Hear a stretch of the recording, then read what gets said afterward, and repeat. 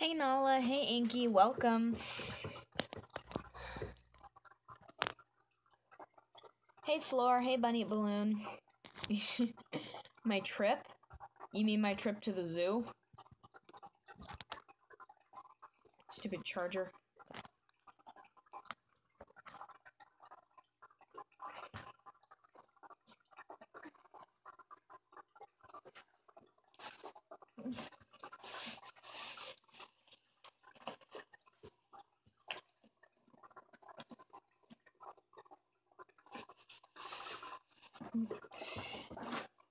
Yeah, it was great.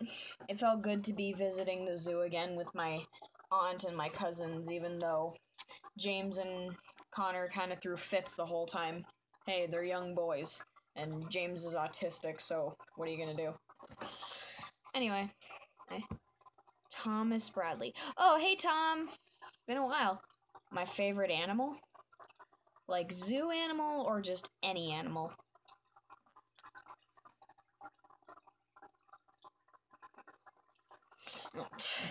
This stupid chair. So uncomfortable. I wish Mom would let me use that other chair. But nope, she's got to give me the crap one. Zoo animal? I don't know, I always kind of had fun petting the goats and feeding them as a kid. So, I guess maybe the goats.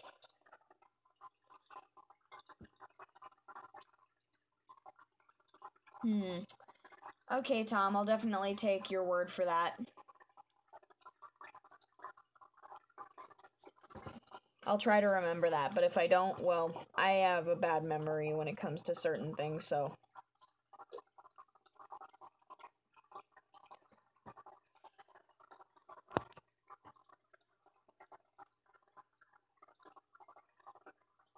Oh, well, it's a good thing I can relate to you. Well, we've got each other.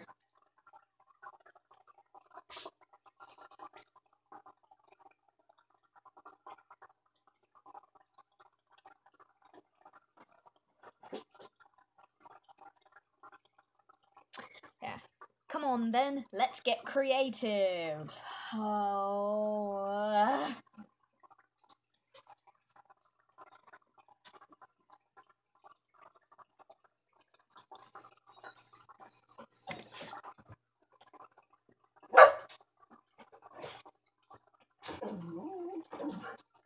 Misty, you want to do me a favor and not do that? Do you want some attention? Come here. Yes, I know. You're young and you demand attention.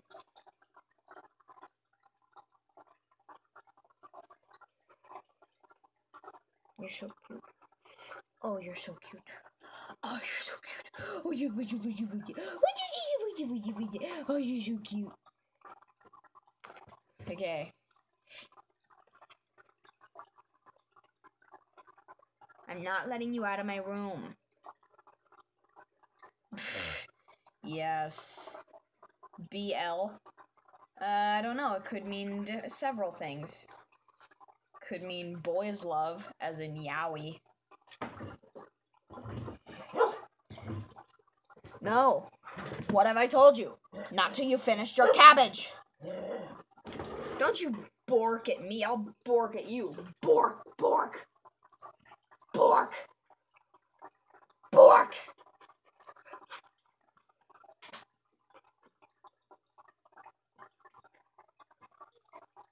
Discord, huh?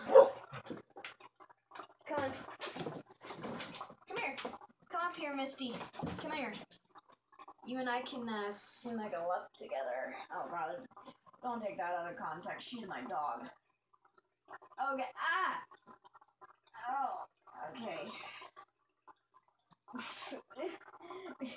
You're so slobbery.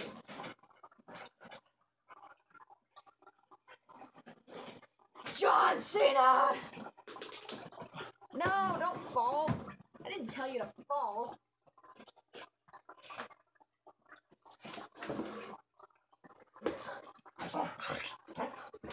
Misty, chill your pill. What now? Fine, but you drove me to this.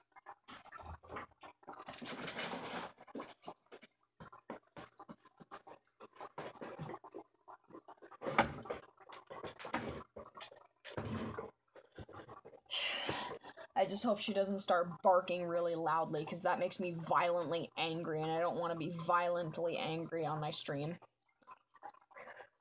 What am I drawing? Right now I'm working on a page of my Two Sides of the Same Story comic. Hello to you too, Cub.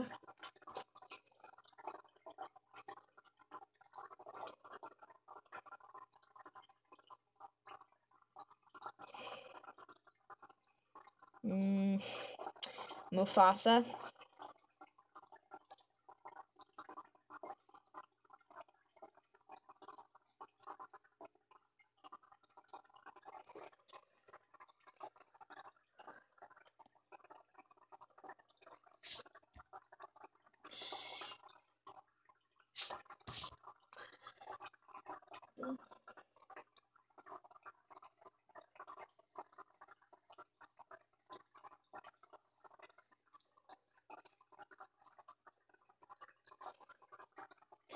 I keep recalling how life used to be.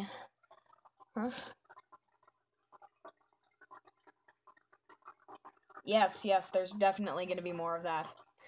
Now and then I wonder, have we changed?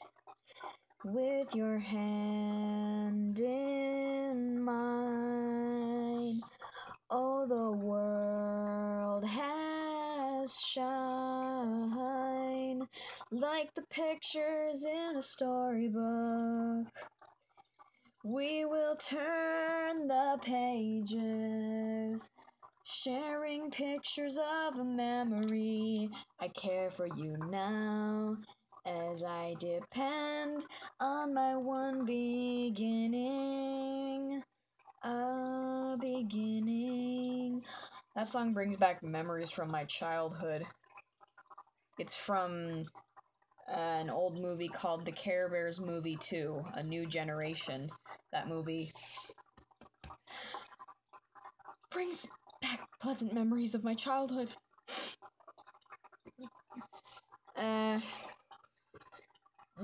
Well, because words, Emily, speak them. Because Handy knew that Giggles was in love with Petunia long before he was, and while he did love Petunia, he didn't want to keep torturing Giggles, so he broke up with her so that Giggles could have a chance with her. I know that sounds kind of weird and screwed up, but Handy's handy. There's gonna be a point during the climax of this comic, I said climax, where Petunia asks him that question, and then he answers with, "It's not that I don't think I can make you happy, but I know that there's someone out there who can make you even happier."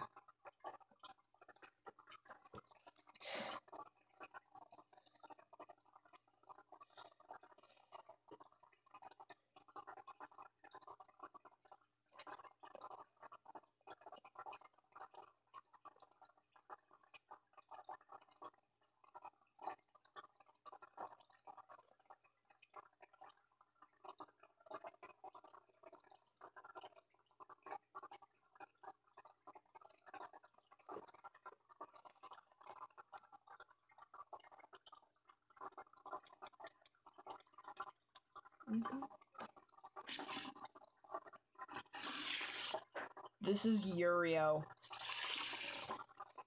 On Love, Agape.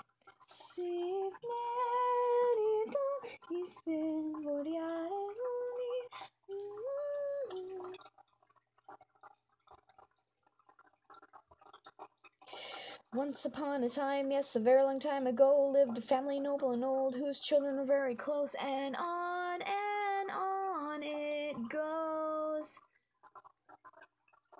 Hey, Joseph. Hey, do it right now till you thrown. The butler starts the show. Ready, go. A knife and a fork to point at your face. I'll take you any day. After all, we're noble. The middle class, the grandest and richest family, so don't ever look down on us. So bow down to us, you peasants. Standing here's your prince and princess. We're here to call to attention all of your mistakes. Hold on, aren't you lying again? What do you bet? You can't see through anything I throw at you. Right. I'll leave it under you since you want it so bad. You're just so annoying, God, just so annoying. Acting high and mighty around me like you're the queen. Ready, aim, and fire, gong that never tires. Rioting tonight, it's a war but not a fist fight. Causing so much trouble, see my mischief double. Come on, boys, you gotta admit that I do it in style. Well, thanks for buying out this special bargain sale. I thank you for your precious service. Beat you fair and square.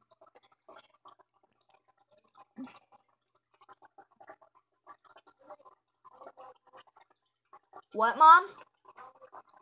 Misty, come here! And back is Misty. Misty is back. Guess who's back? Back again. Misty's back. Yeah, okay, I'm sick of you. Go away. Infinity War was really crazy, man. Like, no spoilers for anyone who didn't see it, but, like, seriously, the ending was so dark. I mean, I know it's not the absolute ending, but, like, seriously.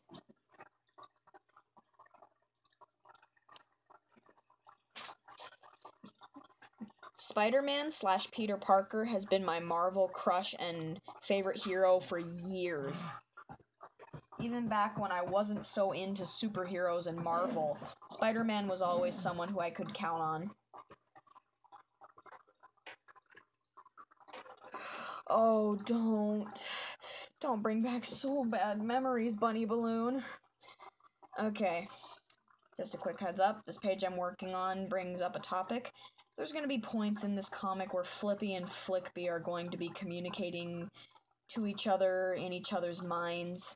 So just a heads up. When you see a closed bubble that's all scribbly like this, it means that it's Flickby talking. And if you see a closed bubble that's round like that, it's Flippy talking, and the bubble is closed because they're talking telepathically.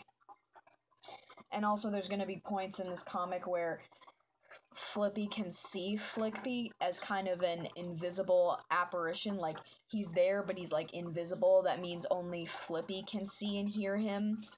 And they can also like touch each other, but they can't but he can't kill him. It's complicated. But anyway,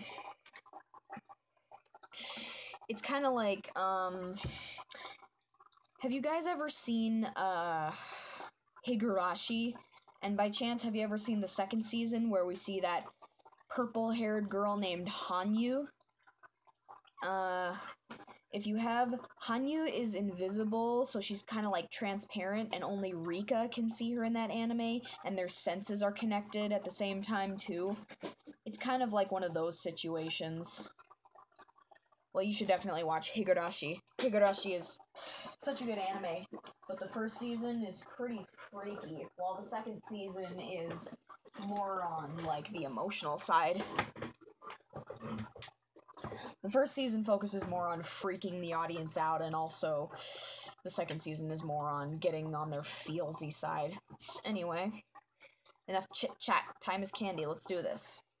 My Little Pony references aside. Okay.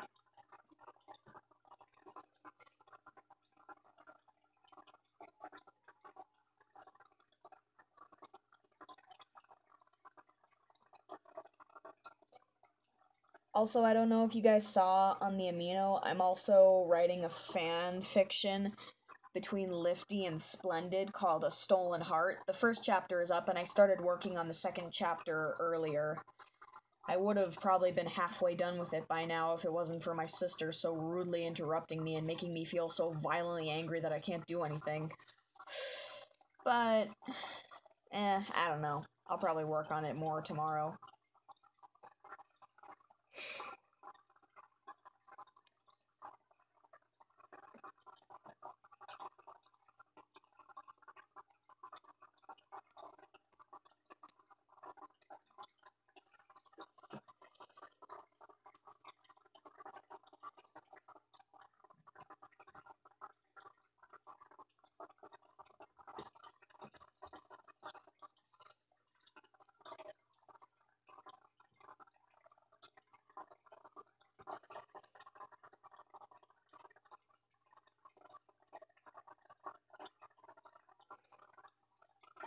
Hey, creative art twist.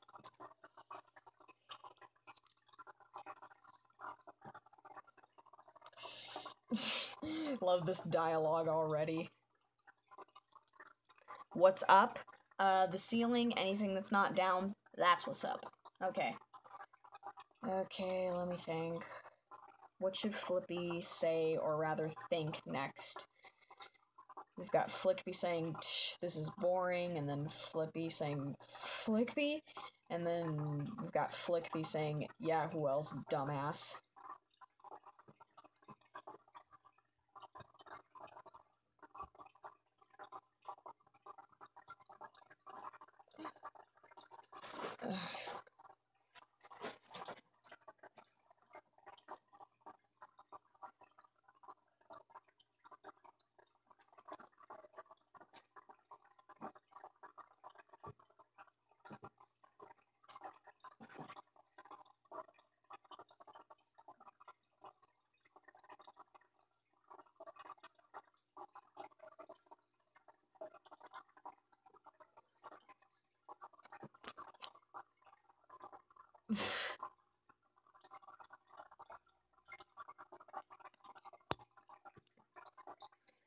What do you mean by that, Sue?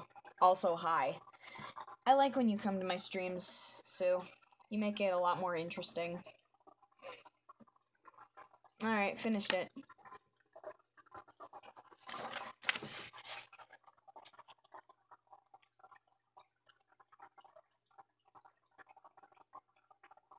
I love the Steven Universe style smile on the HTFs. They look so cute.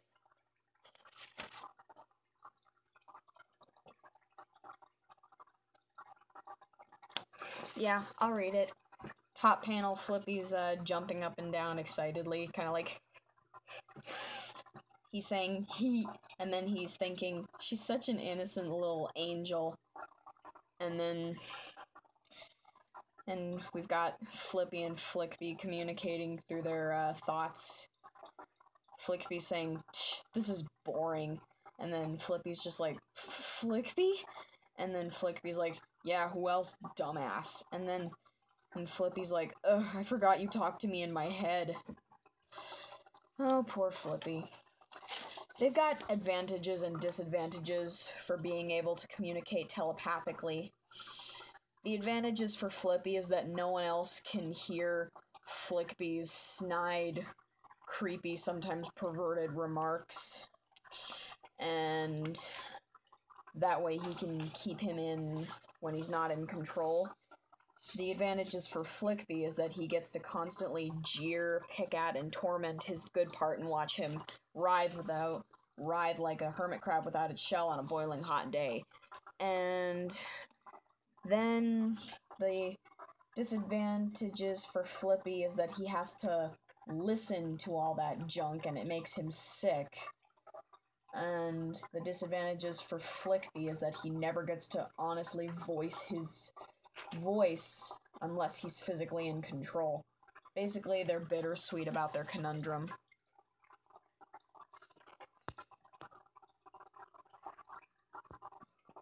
Yeah, I'm sure we all feel bad for Flippy.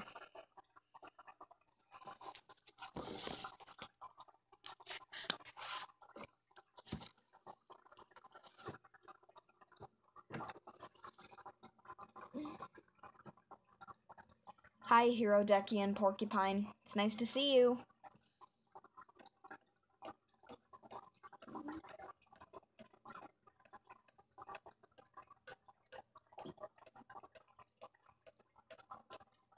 What am I doing with my life?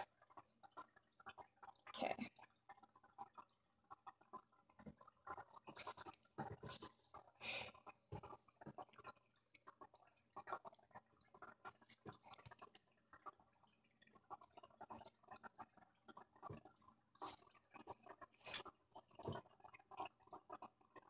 It feels like forever since I've done a stream, even though I just did one last weekend.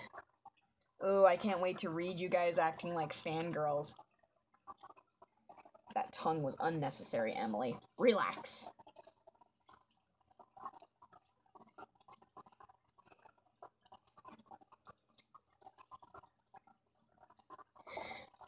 Into who or whom at just one glance, a bluffing fraud of what's romance. The only issue I can see is one lonely emergency. Alert, attractor, charmed on who I'm liking and what I have. You're overlooking my appeal. Don't do it, do it, do it, do it.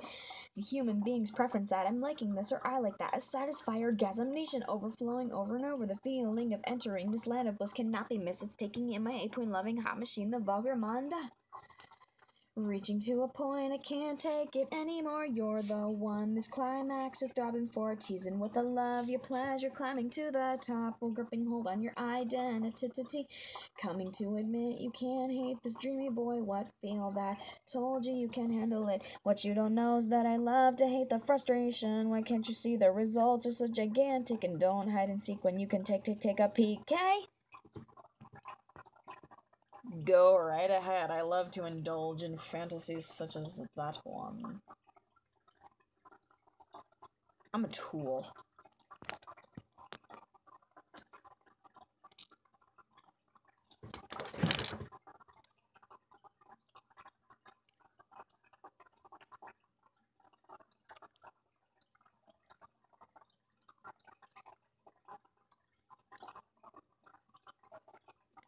I'm gonna stop right there.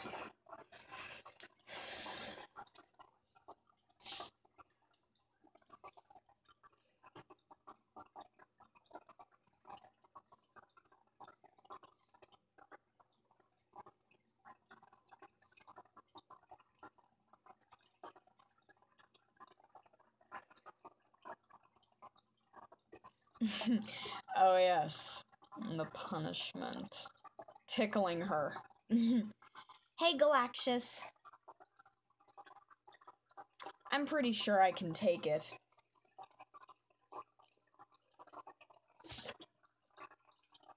I just read a lemon today.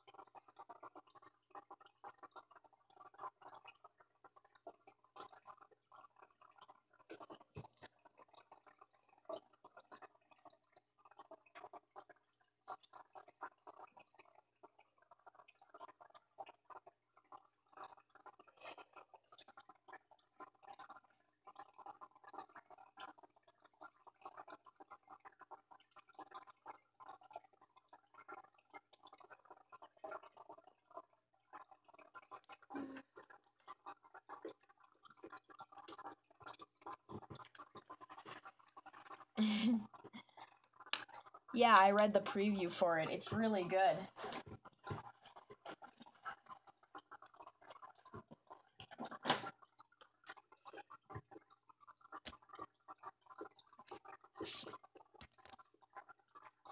Back to backing away to tree, but have an idea to be.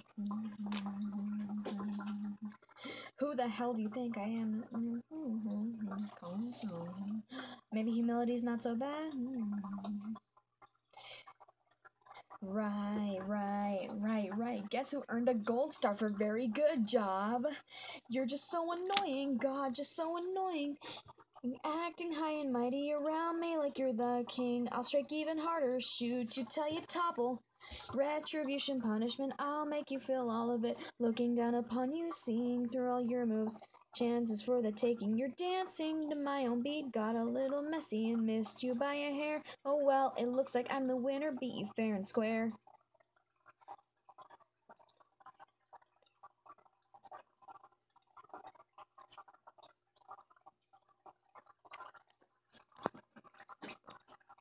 Oh.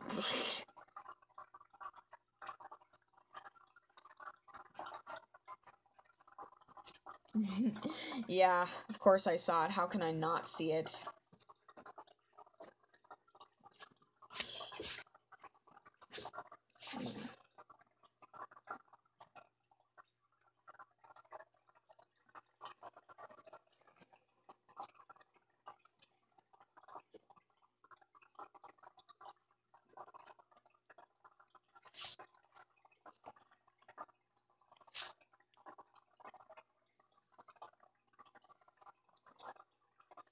I'm already liking this pose that I'm drawing on Flippy.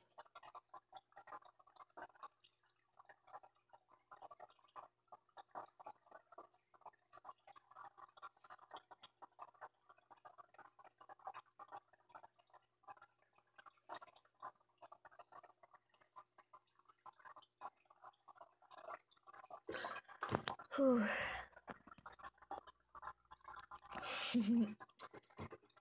Yeah, I'm a fangirl, but I don't like to think of myself as a cringy fangirl.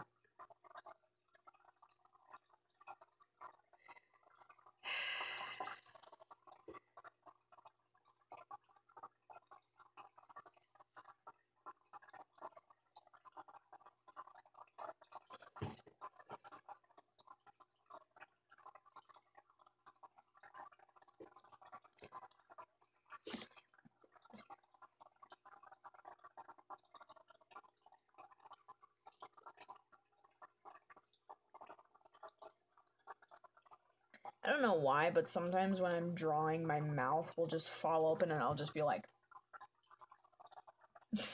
I don't know why. It's like I'm so focused on what I'm working on that I don't even realize what I'm doing when I'm doing it.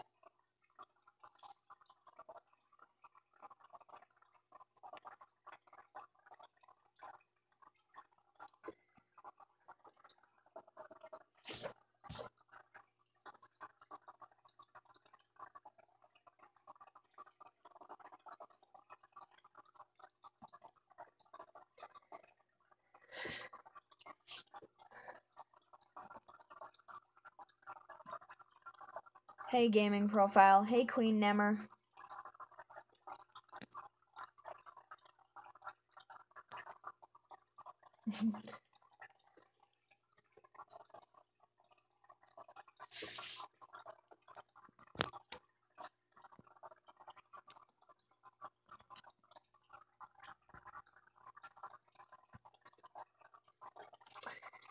Oh, stupid ruler.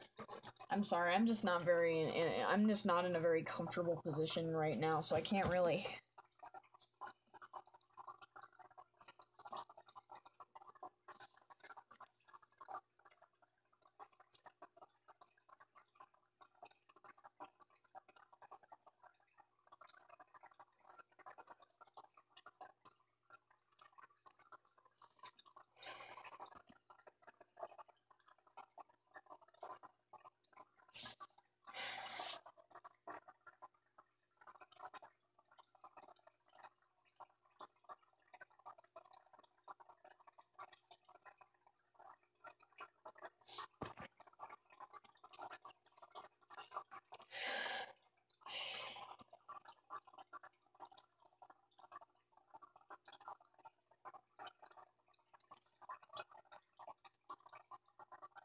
Uh, uh, it doesn't exactly work like that.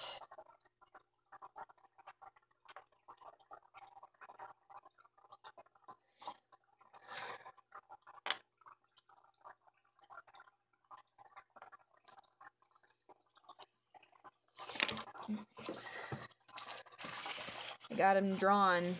That's quite an expression, quite a pose. I just love his hair. He looks so handsome.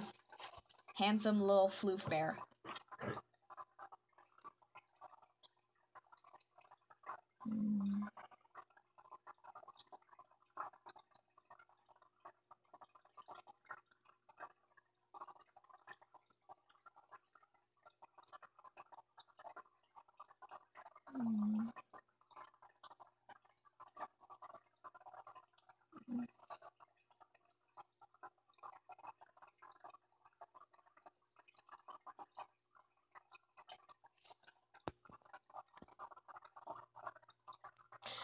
It's complicated.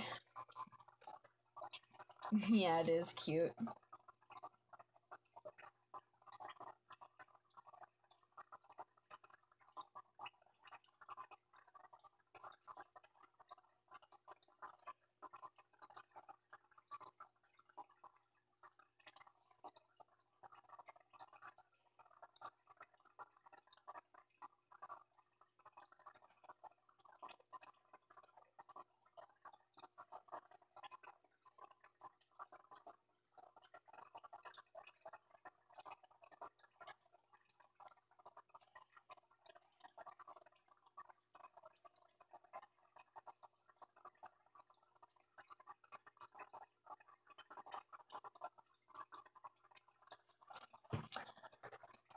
Whew.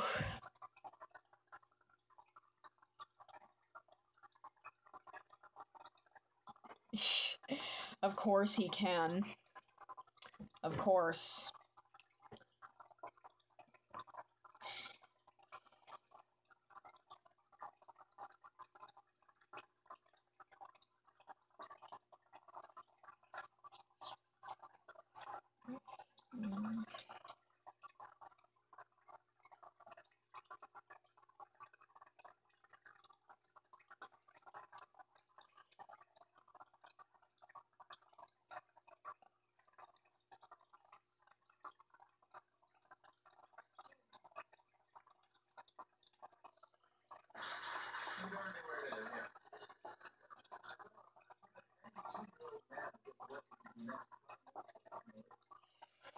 Yeah, Mom? Okay. What? Yeah, I heard that, but I didn't hear the second part. Yeah, I heard that.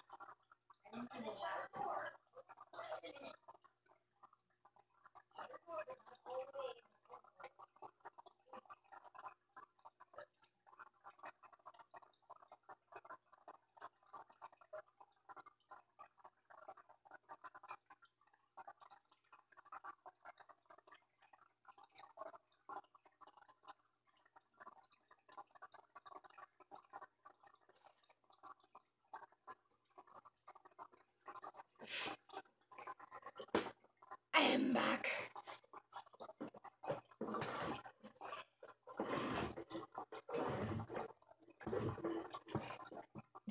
Of course he's perverted. He's a guy. All men are perverts. Some just show it better than others.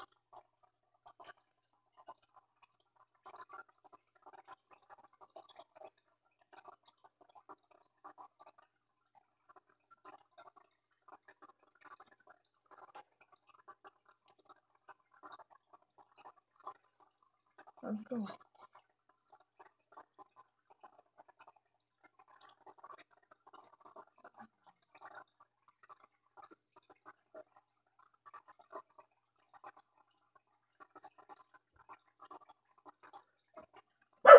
Hey, no! No, you're not allowed to do that.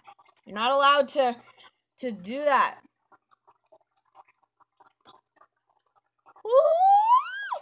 Oh my gosh. Oh my gosh. I would love to see that in a drawing. I would love to see that.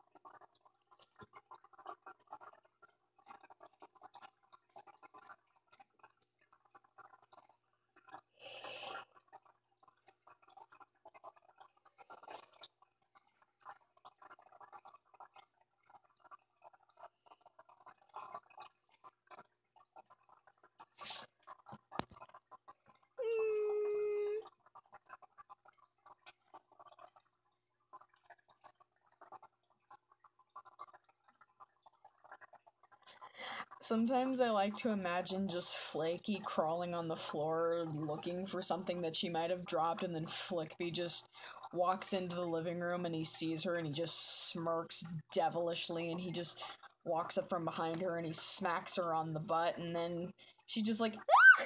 And then she looks up at him shocked and he's just like looking at her with this smug face with his hand like this, and he's just like, "Hey baby." And then she just gets all mad at him. She's just like, "Yeah!" And he's just like dodging her weak attacks, and he's just like, okay, I'm sorry, I'm sorry. Oh, I'm such a sick fangirl. Please don't let Ken see this.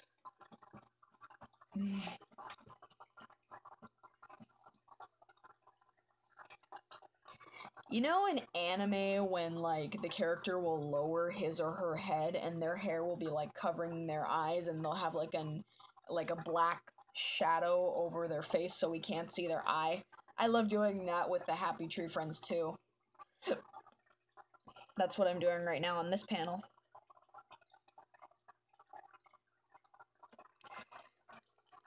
Get more room down there for the mouth.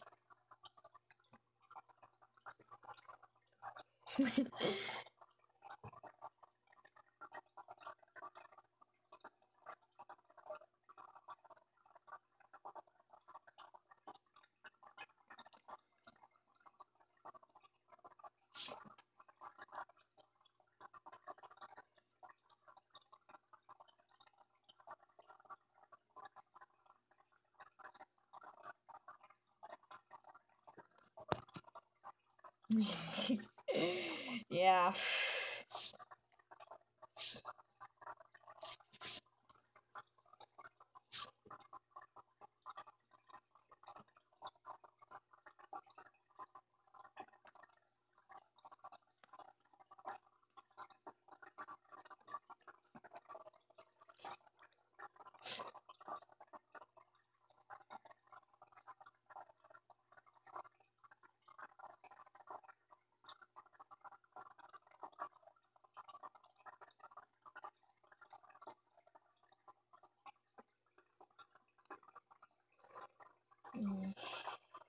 God, the hair looks so fabulous.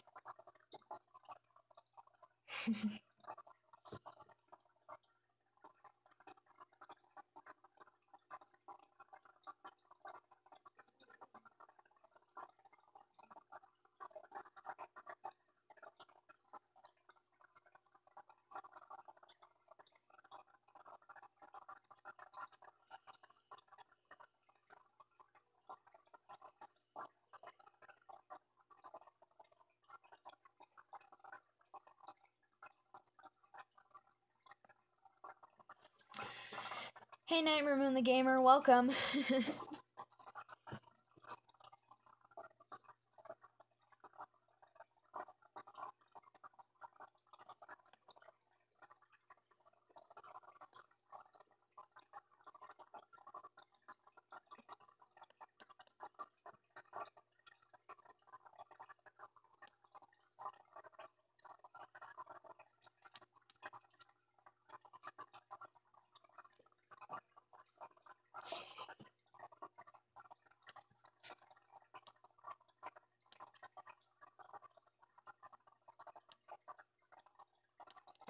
Uh-oh.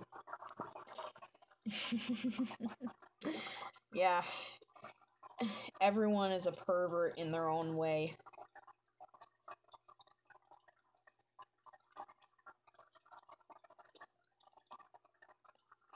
I asked my mom how much of a dirty mind she had, and she said like rated XXXXX or something like that.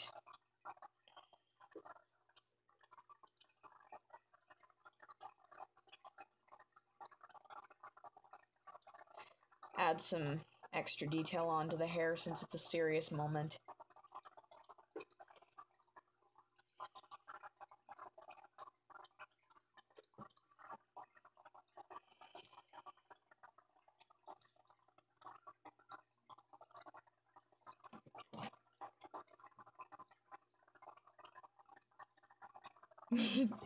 Oh, that's so cute. You guys are so good at coming up with ideas like that. You truly are fangirls.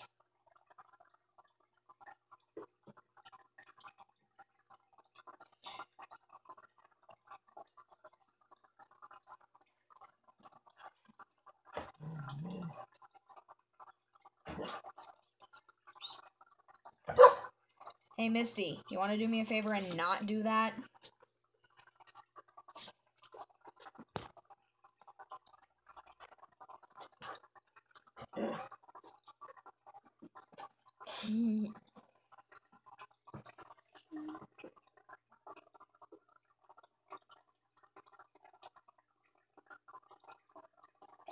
Oh, poor Flippy. I'ma shed a tear and cry.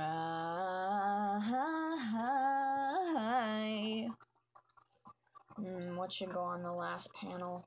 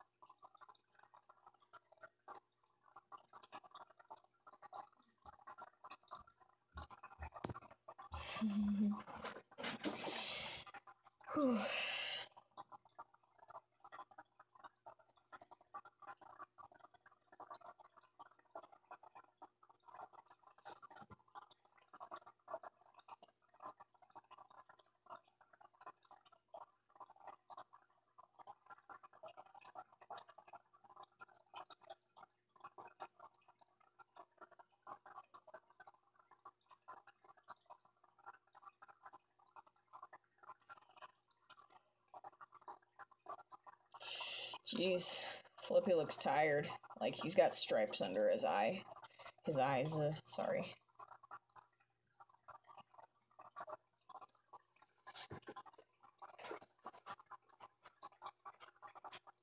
Oh, guys, stop it, you're gonna make me have a cute gasm.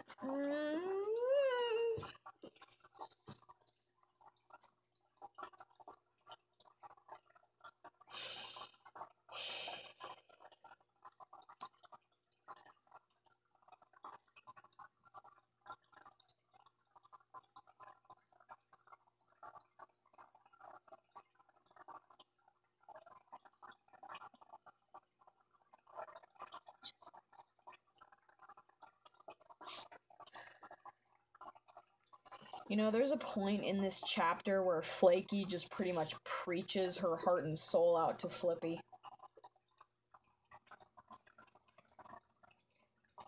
I mean, I'm obviously gonna remake that page with better art style, but like, I think I'm gonna keep the dialogue pretty much the same because it's very powerful dialogue.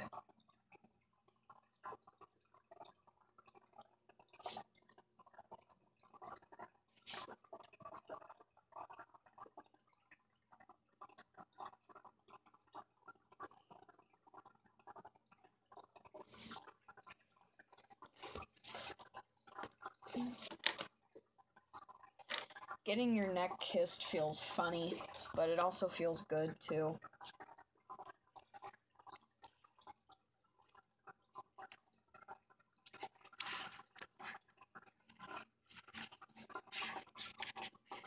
Yeah, here's the page.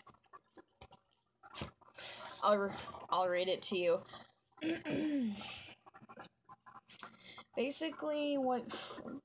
Basically what Flippy asked Flaky what had happened yesterday, and she kind of had a little bit of a panic attack, and then he said that she didn't have to talk about it if she didn't want to, but then she insisted that she had to talk about it, and this is what she has to say.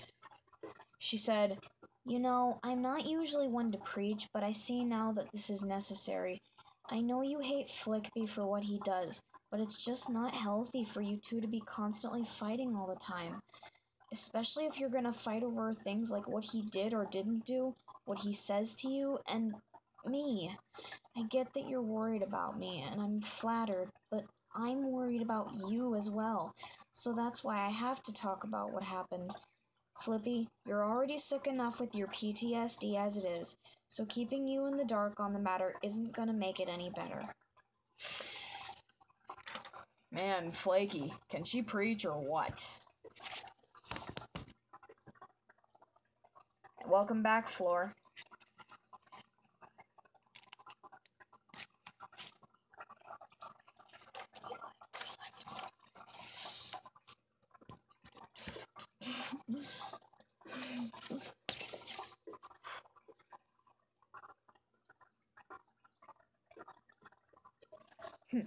Love the spade emoji.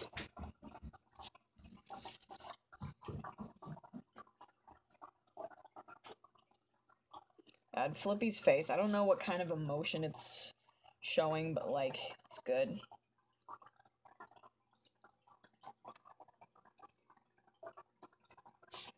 I have freaking Thomas the Tank Engine song stuck in my head.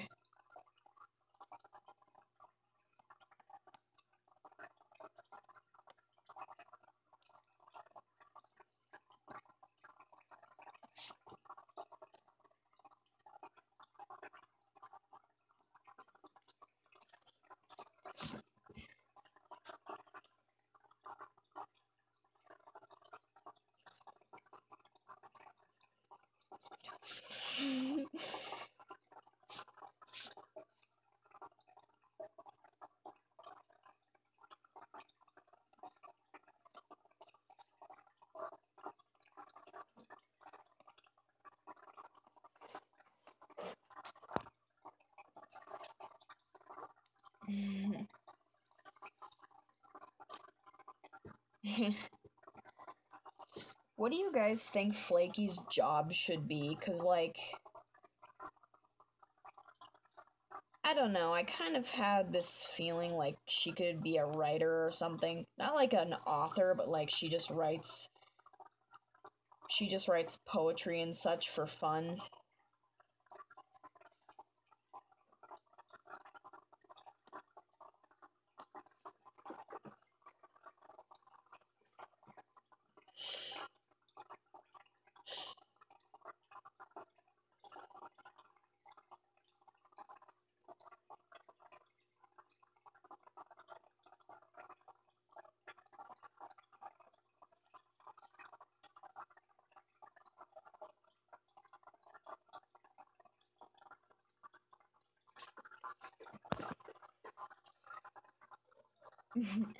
Yeah, that's nice. Like, I feel like that should be her job, and she does like poetry and writing short little stories for fun.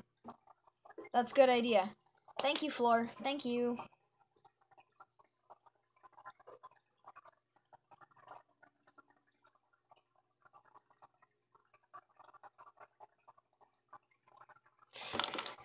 Okay, I finished the page. Yeah. Yeah, exactly. Thanks, guys.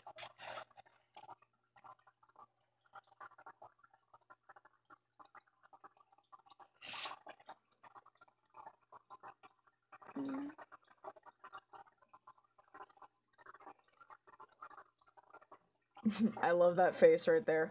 That face is so well done.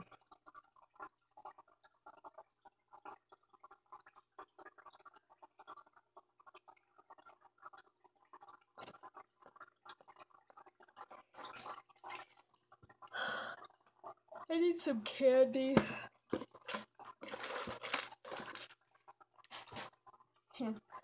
That's a good face. Yeah, that's a good face, Flippy. You should definitely keep it.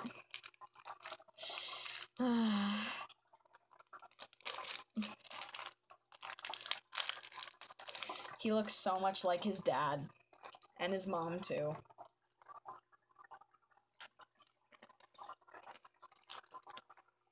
Well, actually, I've had scenarios where, like, she tries to hide from him because she knows he's gonna love seeing her in a bikini.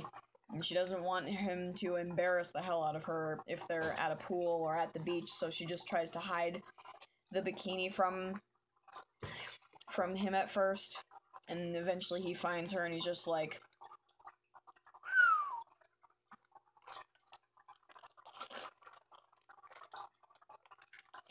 I like to imagine them playing in the pool sometimes where, like, he's just sitting on the edge of the pool with only his legs in the water, and he says something snarky, so to get back at him, she just lightly pushes him into the water, and she's just like, vengeance is mine. Yeah, I'm pretty sure she tries to run away, but there's nowhere that she can run that her boyfriend can't find her. Sorry, that was weird. Wait, what? Hang on. It's just a joke between Derek and I. I'm only gonna keep my username as FloofBirther for the rest of May. Then I'm gonna go right back to Emmy Jean. It's just a little joke.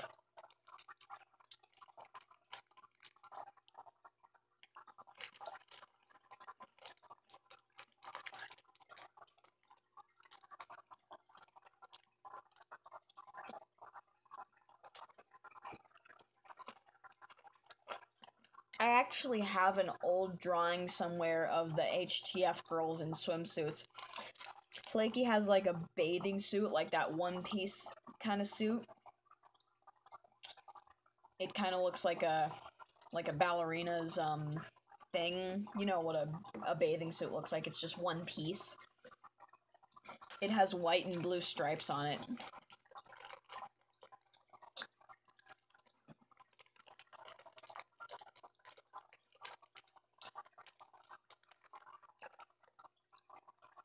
Yeah, but seriously, Flippy looks so much like his dad.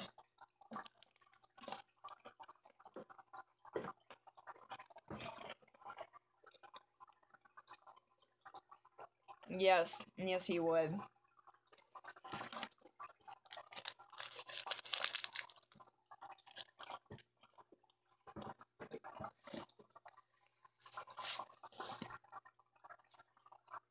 Oh, hugs from behind are sweet.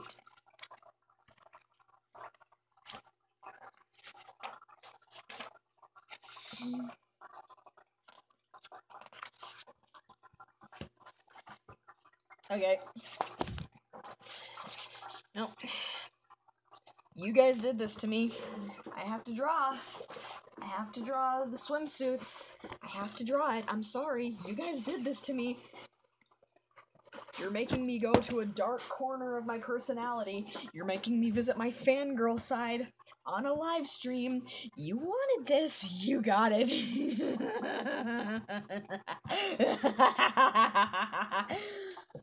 I need therapy.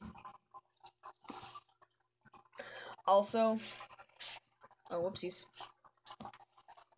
I drew this picture of Flickby and Bendy for my friend and I's Ask Blog crossover.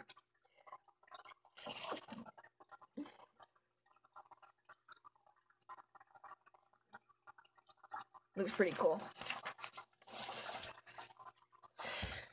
You guys are making me do this. This is what you want. Oh gosh, that reminds me of a freaking song.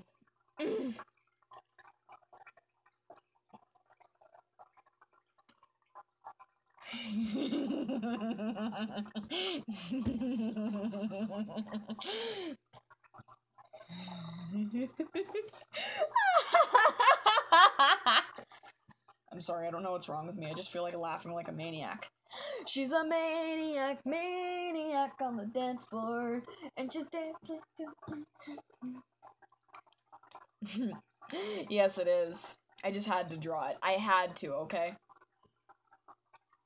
I feel like when she's on the beach, Flaky should, like, be wearing, like, a ponytail in her quills. I'm gonna try that out. I've been thinking about drawing Flaky with a ponytail.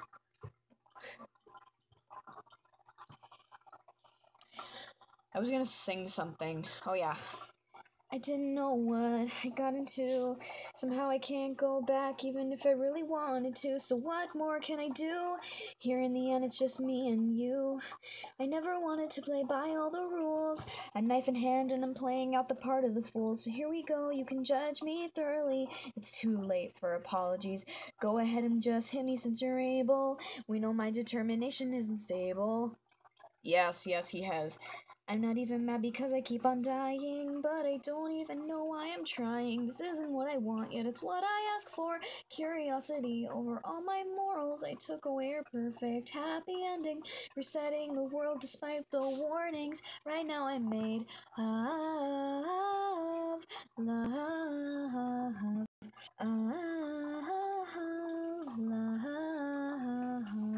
love. I know who you are, you remember who I am. We knew that once in a timeline we had grown to be good friends. And yet I killed your brother without giving him a chance. Every time you throw me down, I hope you kill me once again. So go ahead and hit me since you're able. All the sin that I can feel is unbearable. If I could only hit you once, it would be over. But the consequences last forever. The flowers are in bloom as the birds all tell. It's a beautiful day to be burning in hell. You gave me advice, I chose genocide, but I know how to make it right. I am made of love,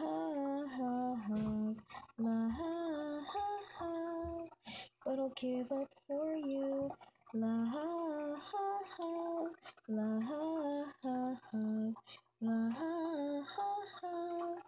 but I'll give up for you. Love,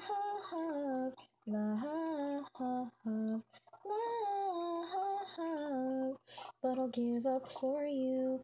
Love, Only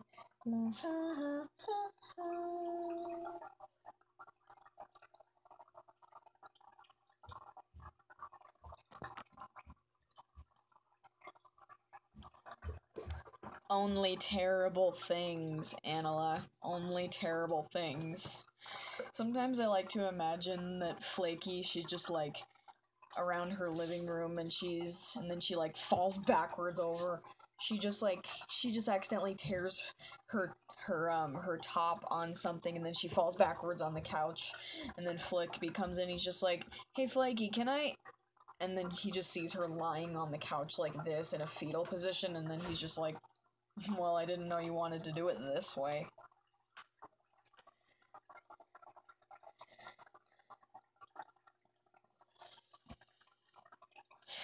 It's been a while since I've drawn her in a swimsuit.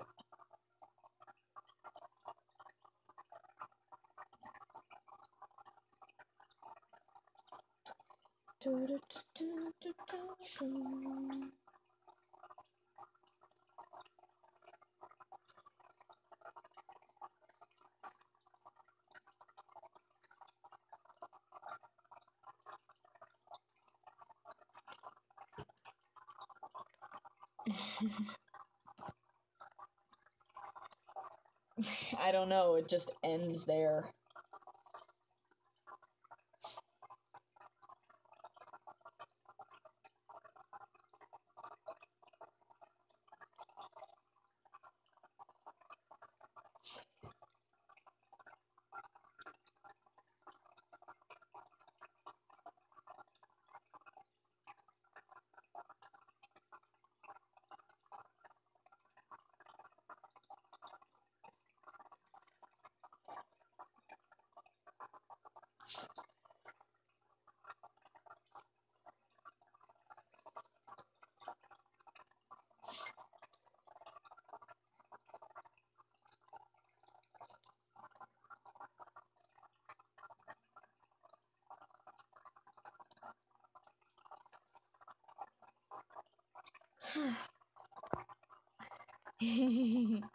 Yes. Sometimes I feel like I'm a little too dirty. Am I a little too dirty?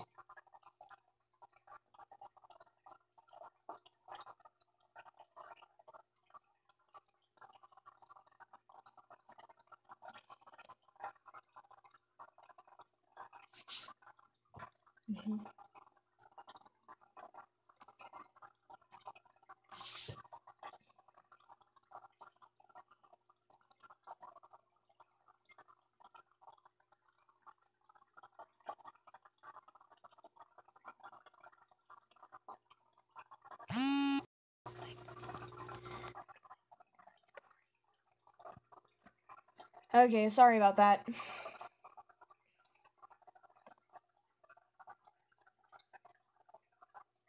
I am so sorry. My mom called me.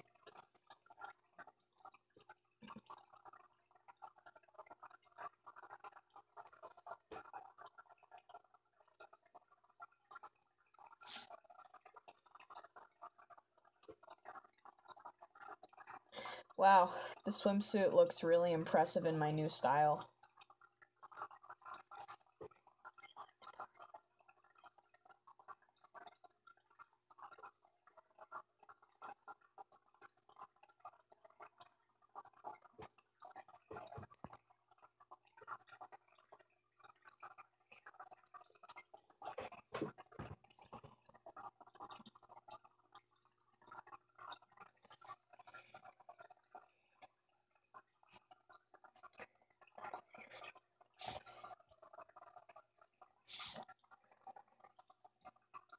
Oh boy. This looks good so far.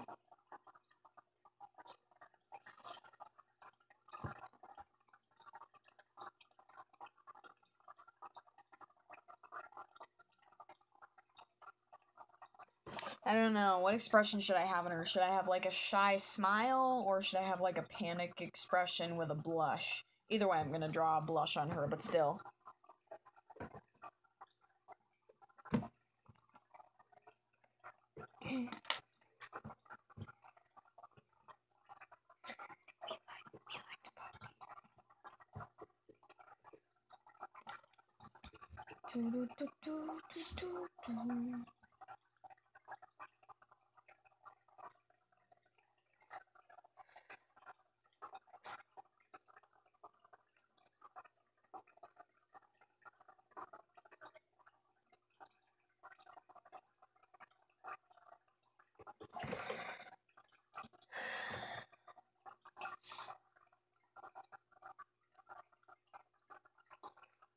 Not gonna say anything.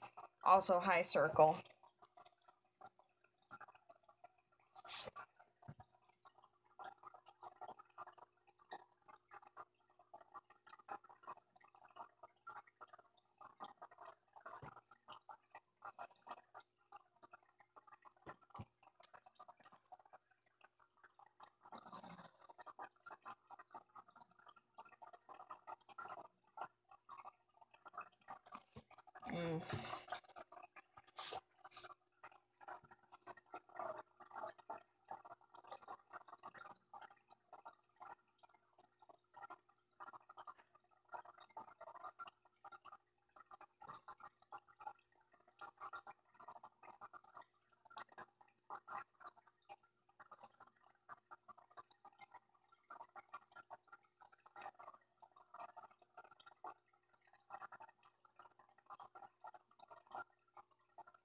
Oh, it's so cute.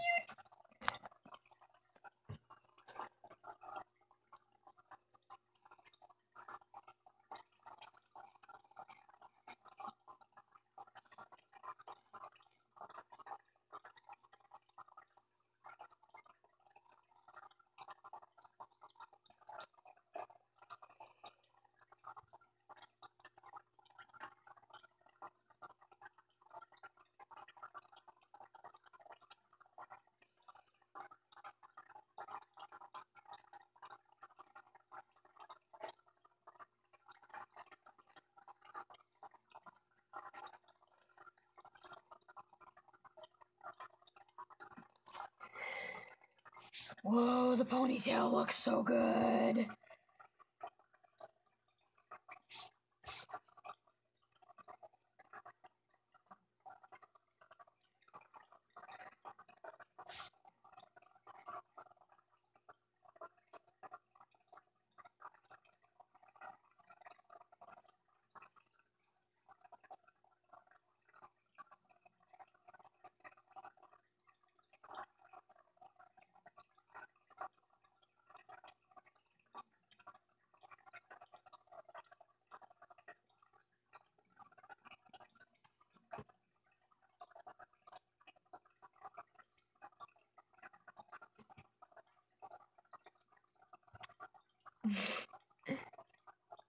Oh no. No, please. Please don't kill me. I'm only 17. I'm too young to die from adorableness.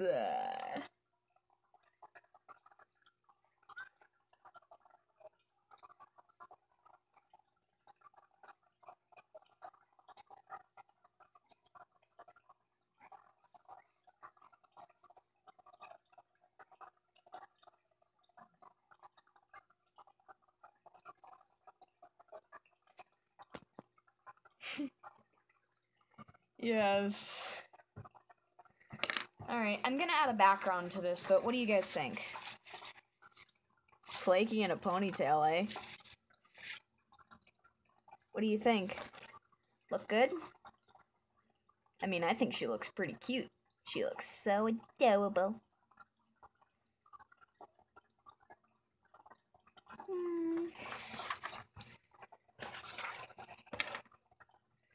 Yep, now for the background. I'm gonna do some sand. Oh, oopsies.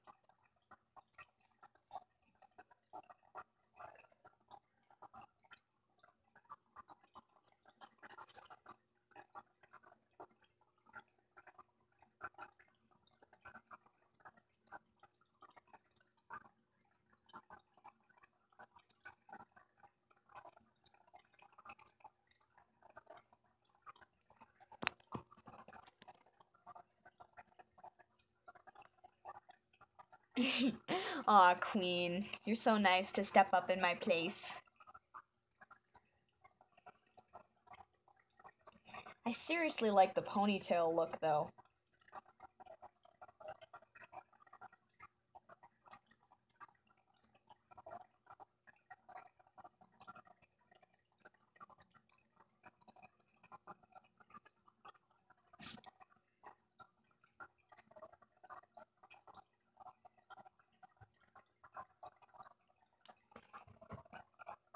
Hey, Random Top, welcome.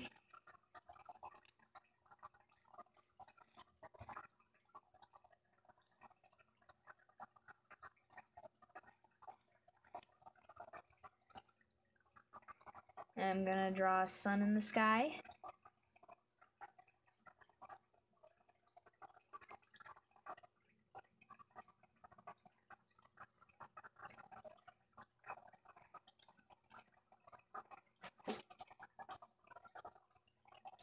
And some birds.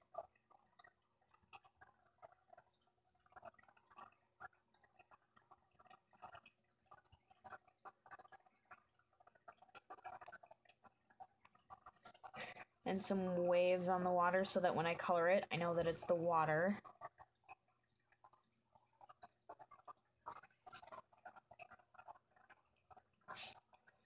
What else should I put on the beach? Oh, gotta add my signature at the bottom of the paper. My initials, E.G.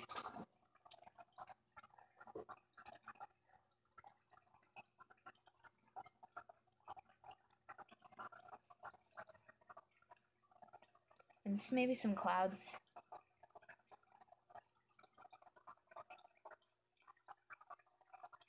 And one last cloud here. Yep, I added a seashell already. I'll add another one.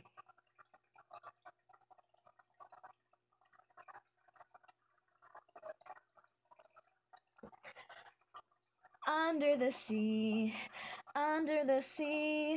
darling, it's better down where it's wetter. Take it from me. Up on the shore, they work all day. Out in the sun, they slave away, while we're devoting full time to floating under the sea. How many legs do crabs have?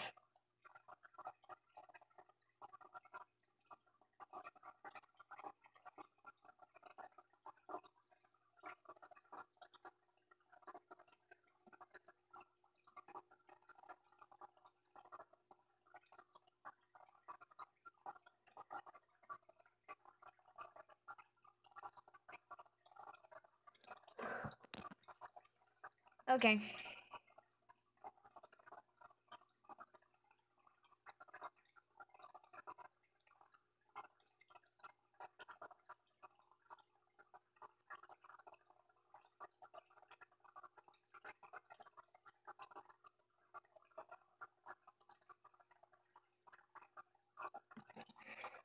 Alright, I think that looks good. Yep. There we go. See, I added a sun and some birds flying in the distance. Isn't that a kimono?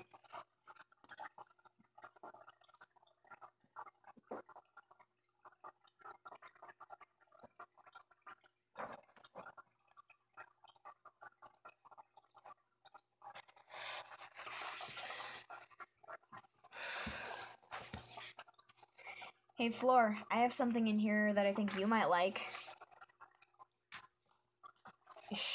I have a Sonic hat, and people in middle school were always calling it a Pokemon hat. Oh, thank you, Random Top. Your profile picture is very cute, too. I drew another thing for, like, the Kisses thing, because a while back I did, like, a Kisses thing, and, maybe in another drawing, Nala. Yeah, and, anyway, a while back I made a Kisses thing where, like, I had two different kisses, one on the top and one on the bottom. The one on the top was just a regular kiss, and then I had a descriptor of what you do during that kiss, and then the same thing for the bottom. So I decided to continue that with other HTF ships that I like. And Floor, I think the top one is something you'll like.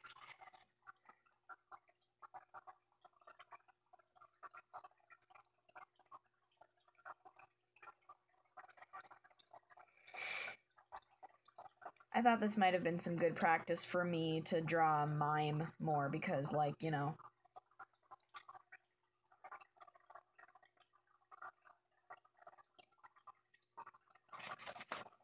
And then I've got the bottom one over here with Sniffles and Nutty.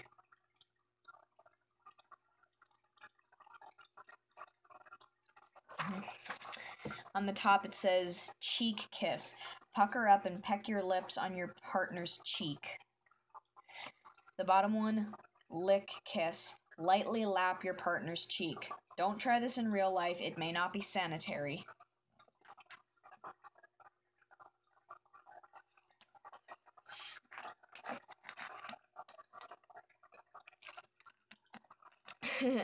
You're welcome.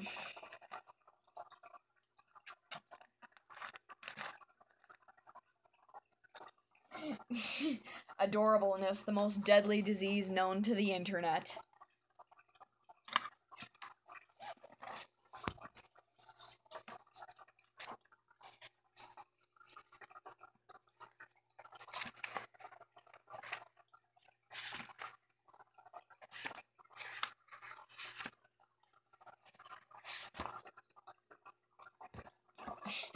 I love these 2 pages of my soggy floof comic where Flippy has his hair all puffed up after he tried to towel dry it because he was out in the rain. He just dried it, he's just like, and then it just goes, it just like multiplies or something like that, and then Flippy is just like, it's so funny. Look how cute he is. Oh, look at him. I swear, he just gets cuter and cuter every time I draw him. Look at the cutie. And then we have Flippy at the bottom, of course. He's just like, not impressed. And then he's just like, ugh, yeah, so hilarious. I swear you act like such a child.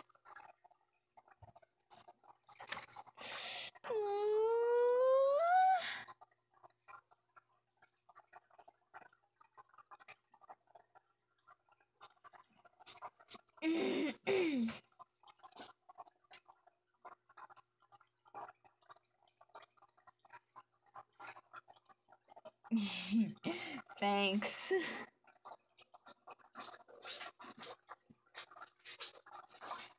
And then we got Flippy right here. Look at the cute little baby. They're cute little babies. And he's just like, oh, come on, Flippy, learn to laugh at yourself. And then Flippy's just like, And then, of course, Pomf. Aww. I can't take it. Look how oh, it's so good.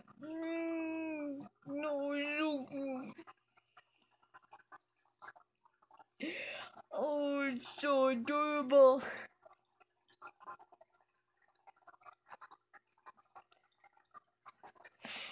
Same.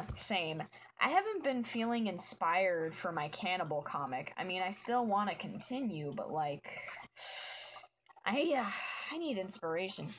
Oh, you think? Oh, you think, Random Top? Oh, you think?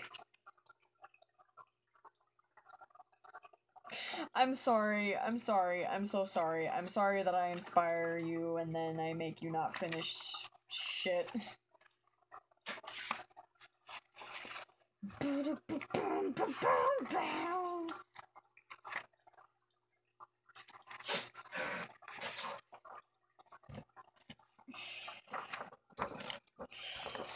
I like this one too. Look how pink his face is. And he's saying, Flippy's saying, don't worry, Flips, I still love you. And Flippy's thinking, why me? And then Flippy says, even if you are an uptight ball of fluff. It's okay, you gotta provide diversity. You can't be like me, always drawing the same thing over and over again. I have no life. Look at him. Look at him. And look at that smug little shit. Such a smug little shit.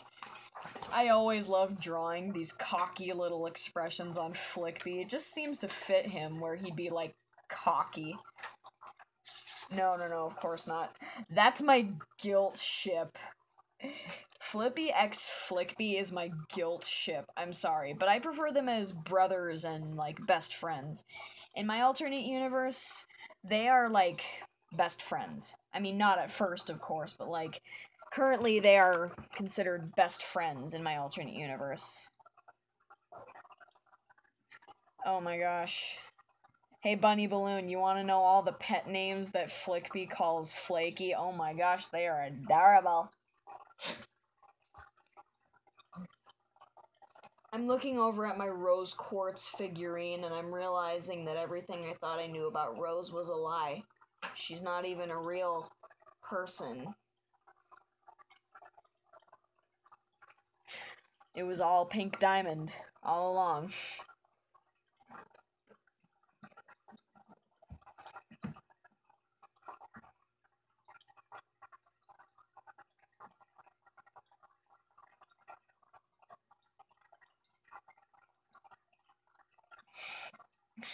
Oh my god, he calls her so many things.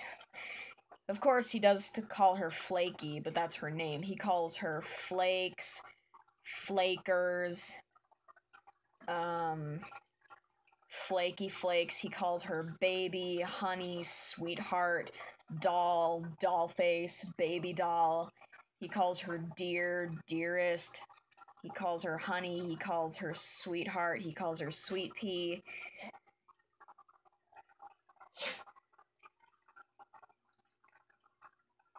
He calls her Red. He calls her Woman. He calls her sister when he's just like, when she's trying to hit on him, he gets all flustered and he just blushes like a peach and he's just like, whoa, back off, sister!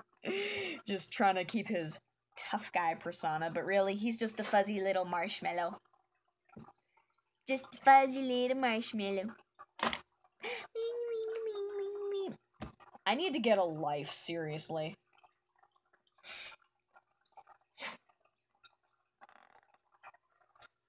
Well, prepare to have your mind absolutely blown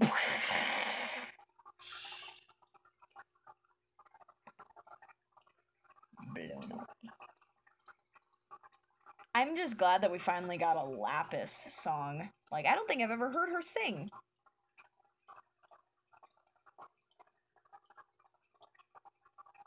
Is this awkward for anyone else? Hey, that's okay. If you have long hair, you'll look like the red dude from Don't Hug Me, I'm Scared.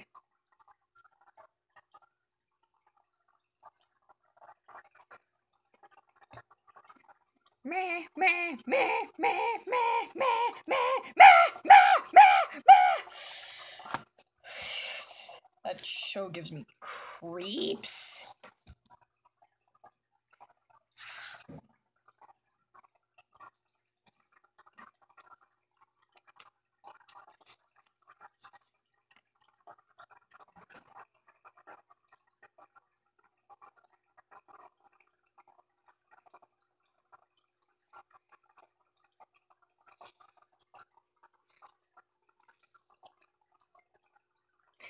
Emmy getting her drawing paper out in slow motion.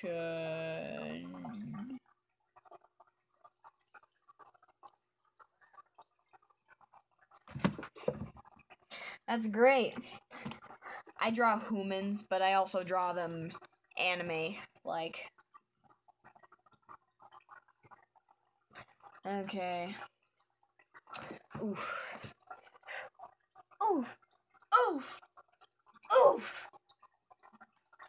That last one was perfect.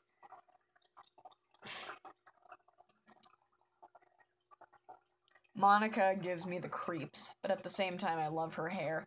And I love that pose she does. She's just like...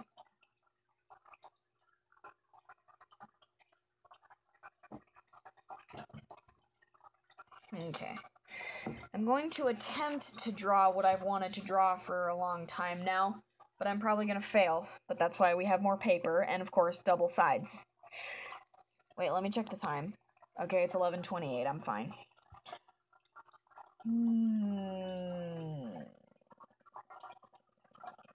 Bah!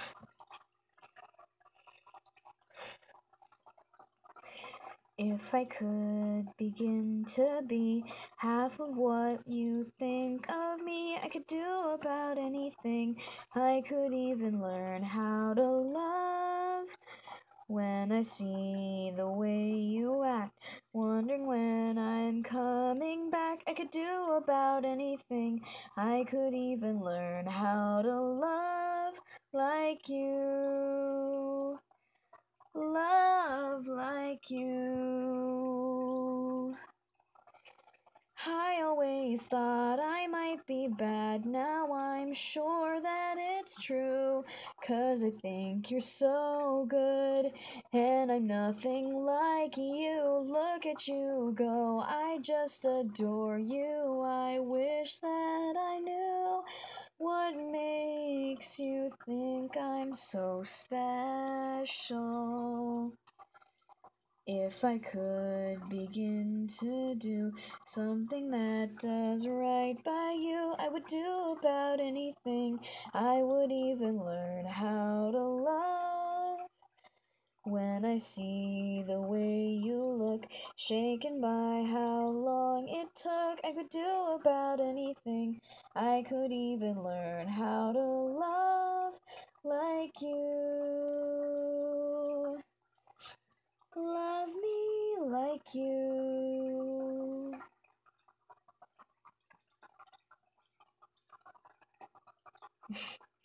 I don't really watch Nate Loves to Battle. I mean, I've seen him on compilations of Undertale reactions, but like, and I've also listened to some of his Undertale related songs, but like, I haven't actually, you know,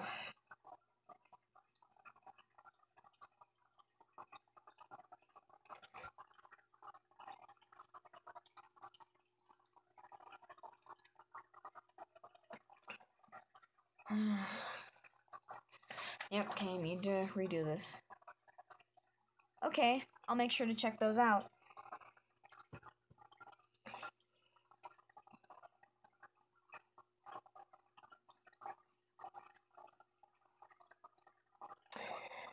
She was trapped in a mirror and it couldn't be clearer. She wanted to leave this place and get herself back in space. And Dad, you might think she's a criminal, but her friendship comes through subliminal. Lapis lazuli, you fled into the bottom of the sea. Lapis lazuli, you were so mad, but then you came around to me. Visualize, Emily, visualize. Okay.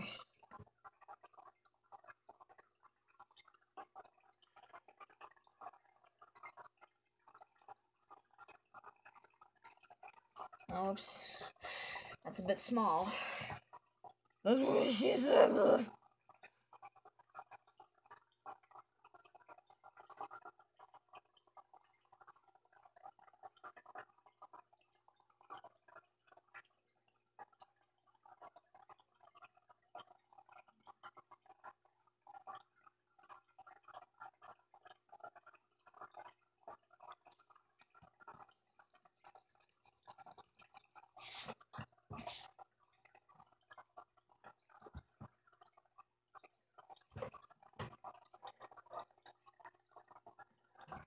Why can't I do this?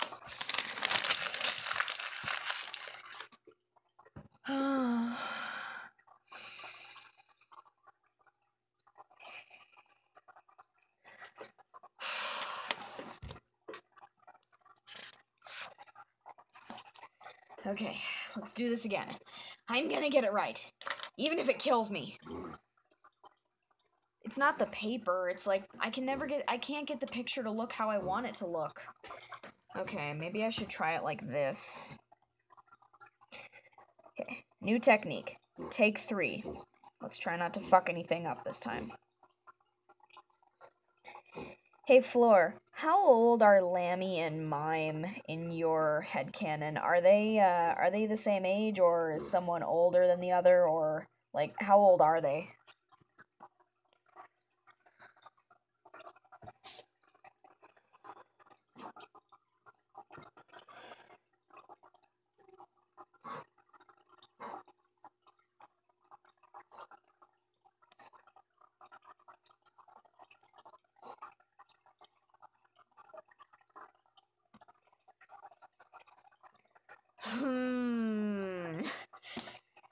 Oh boy, I need a snack. Hang on, guys.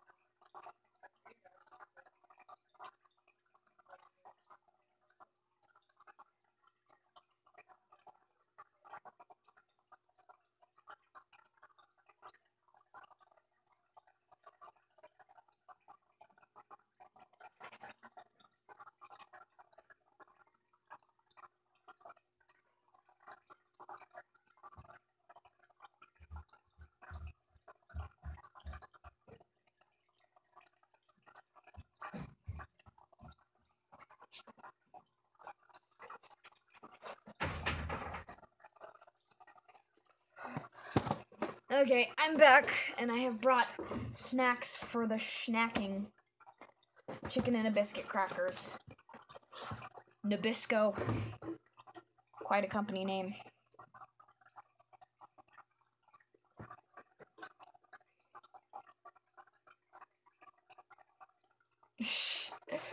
Oh.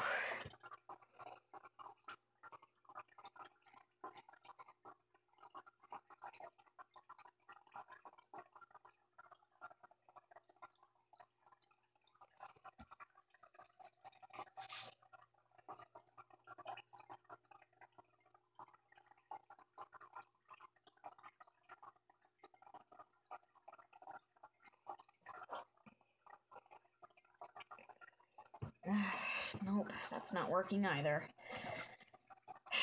Don't get mad, don't get mad, don't get mad.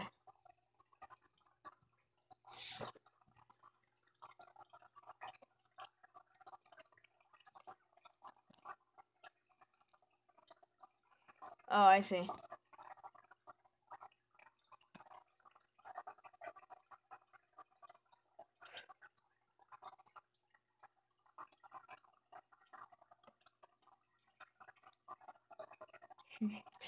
In my alternate universe, Lammy is 16. Like at the point in time in this comic, like right now, she's 16.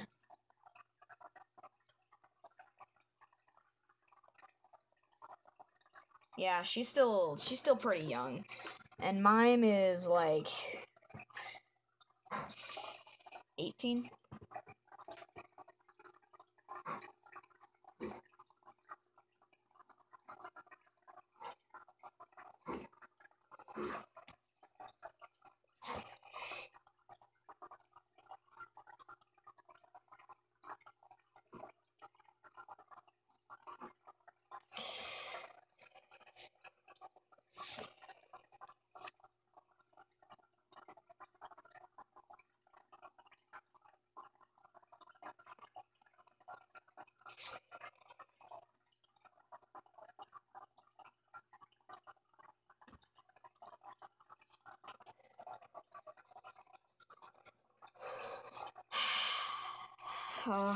Getting a little mad now. It's okay, Bo Epic. Aw, man. Yeah, exactly, Floor.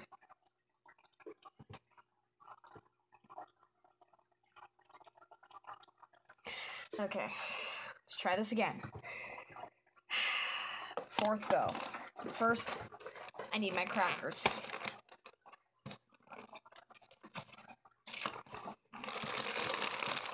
Because I'm trying to draw Flickby and Flaky.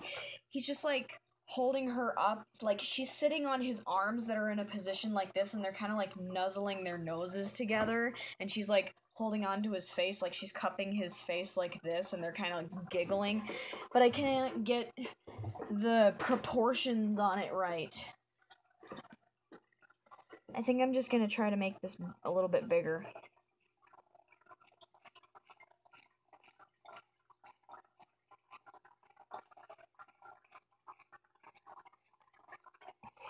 honestly, I have the picture in my mind, but like I can't replicate it onto the paper as good. Okay. I need a cracker, otherwise I'm gonna get mad.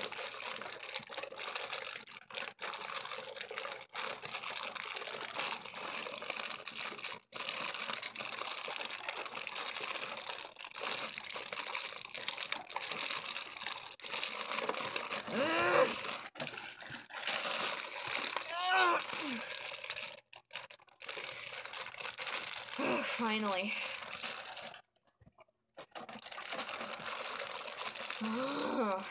As if I wasn't mad enough.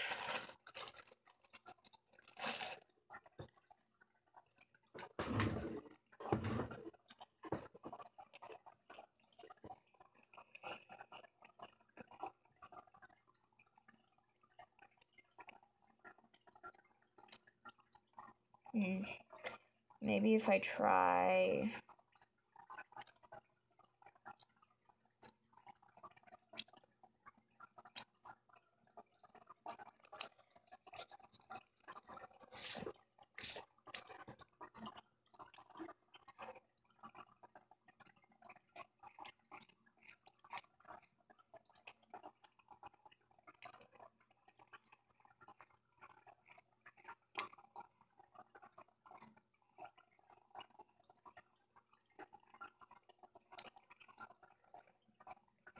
Maybe this will help.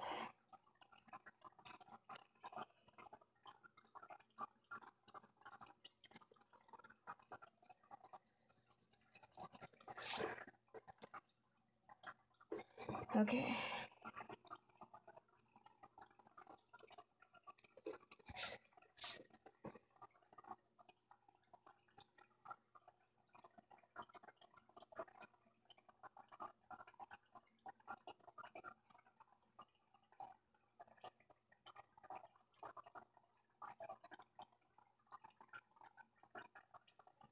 Uh-oh.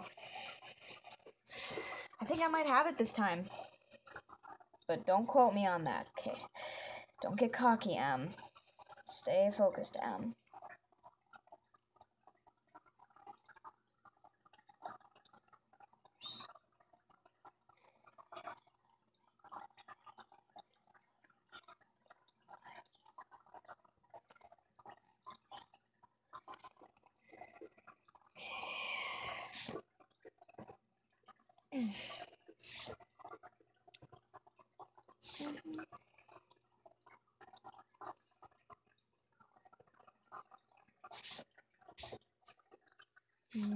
Okay. Okay. I need to sing something to keep me calm. What should I sing? Oh, yeah. What would a mother not do for her child? What lengths would a mother not go? There's a bond that exists between mother and child, with no end to how strong it can grow. It's a promise for life between mother and child. It begins from the moment of birth, and you're shaken to your soul with an ache you've never known. And you look into their eyes and find you're looking in your own. And there's a pain you can't imagine, a special kind of torture you can't feel, a cut that bleeds from somewhere deep inside you, a past regret you couldn't heal. And you know that all the while you're praying, that screaming little stranger in your arms might just grow up and save you after all. Might just grow up and save you after all.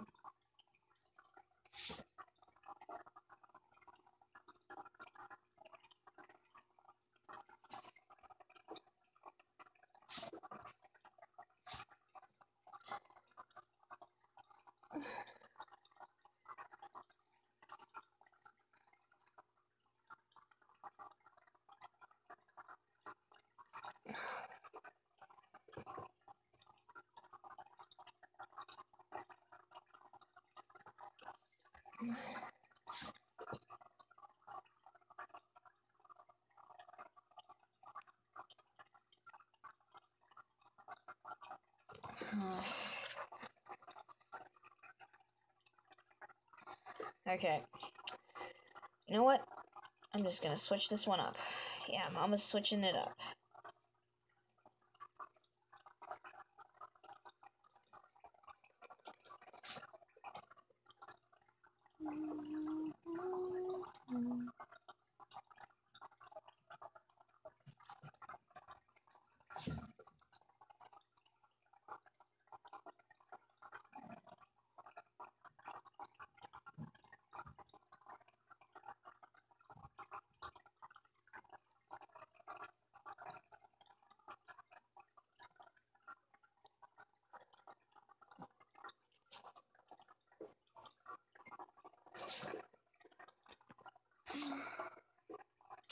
How is your sister embarrassing you?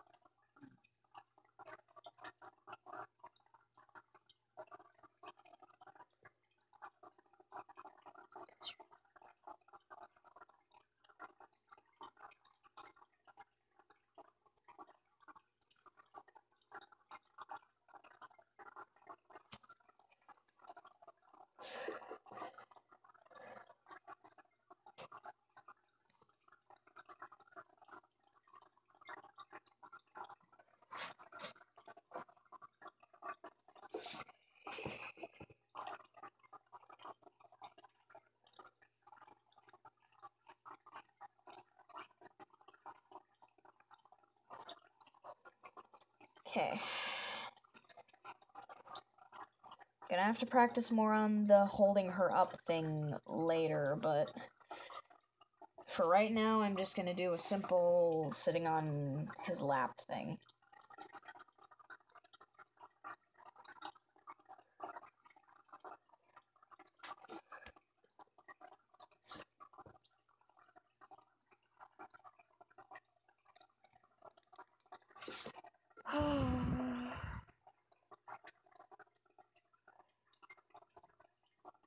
No, I didn't notice that.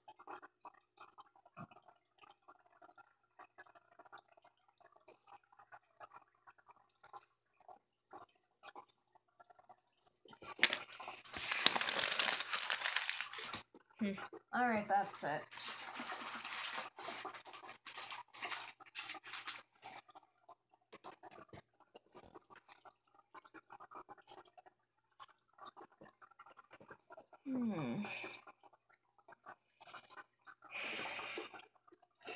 I need some ginger ale.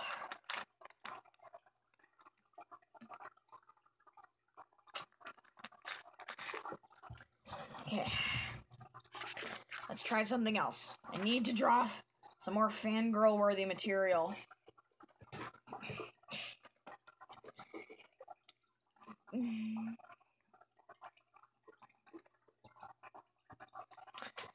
Okay.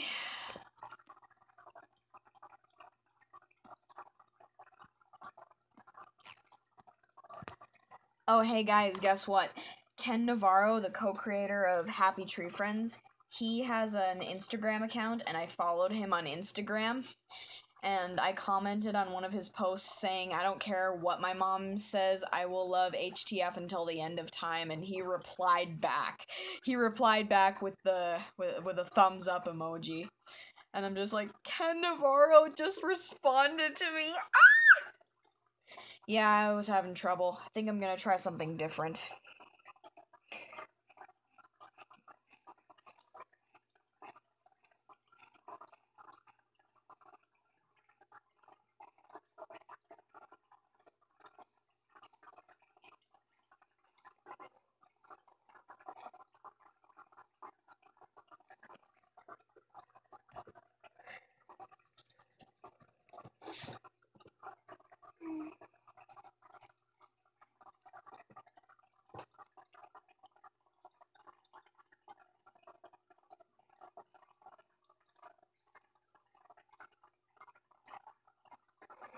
Have you ever wondered how Flaky puts clothes on? 'Cause, like, her quills. Do you ever think Flaky has trouble putting on clothing like that soccer uniform we saw her wear in A Change of Heart?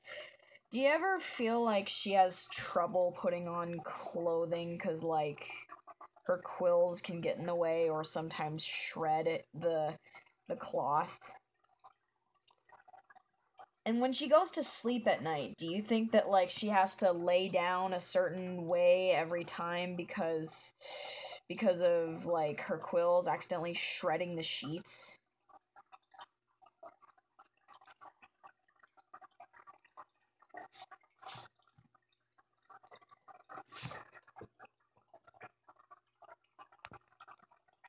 Hey, Marissa.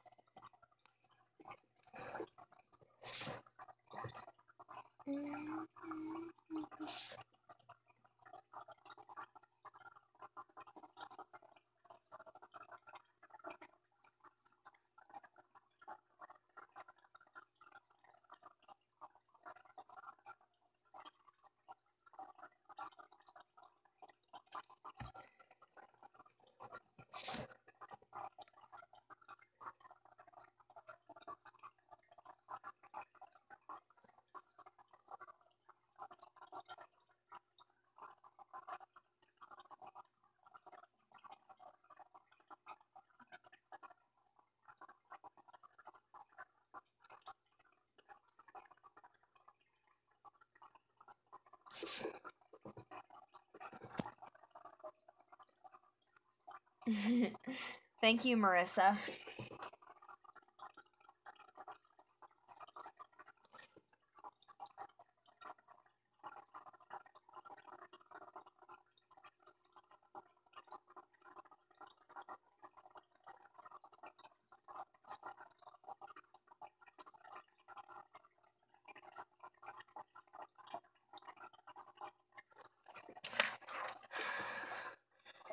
Yeah, okay. I think I'm done. I think I'm forcing myself too much, and that's why they keep turning out horrible. So yeah. I'm done with drawing tonight, but I don't want to end the stream off just yet.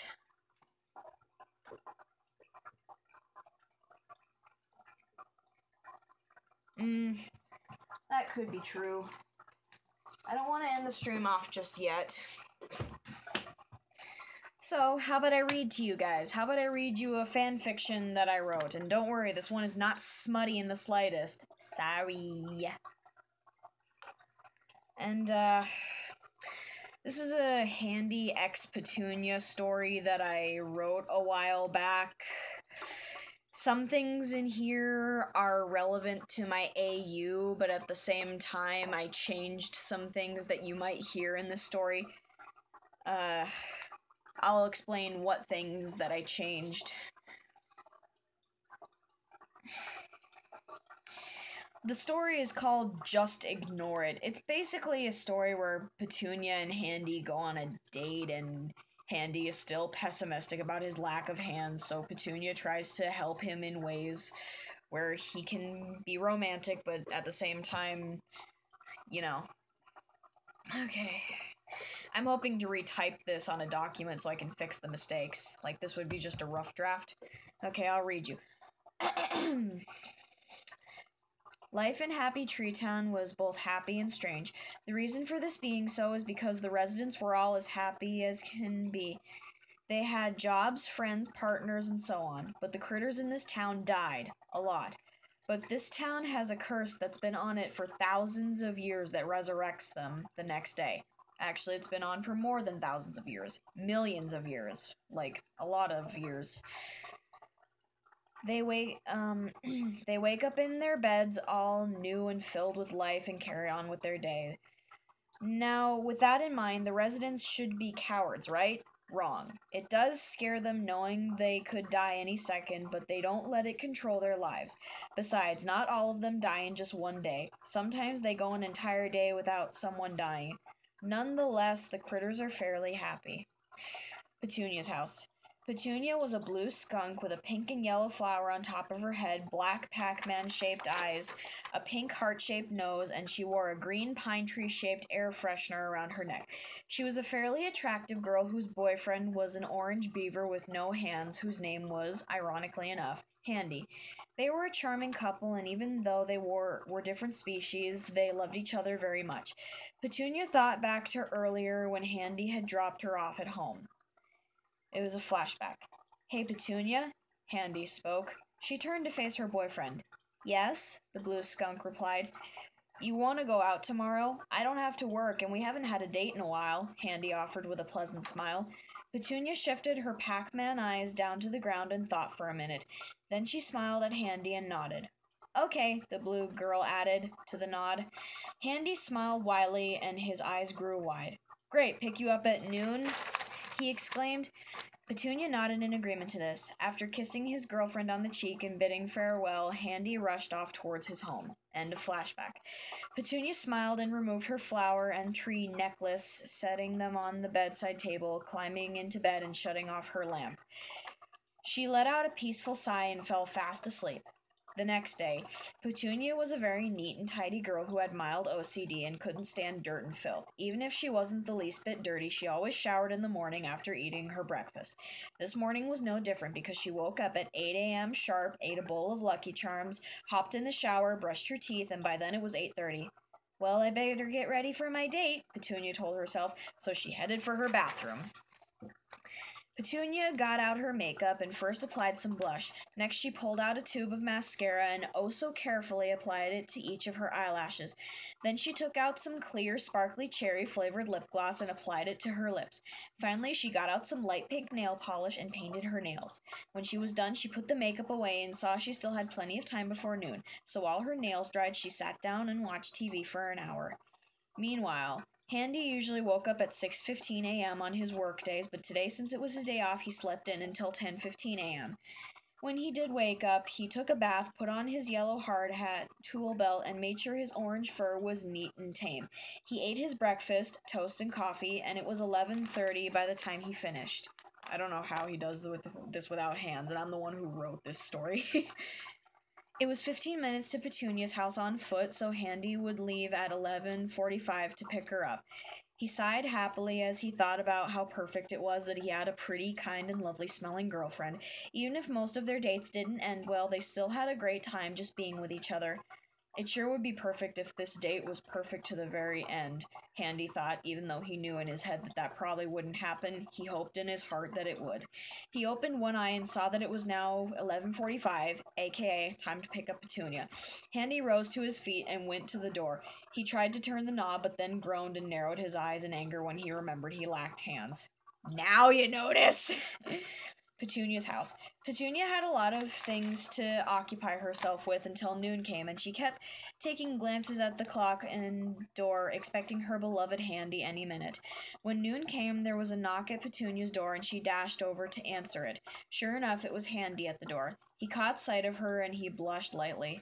You look really pretty," the amputee gushed.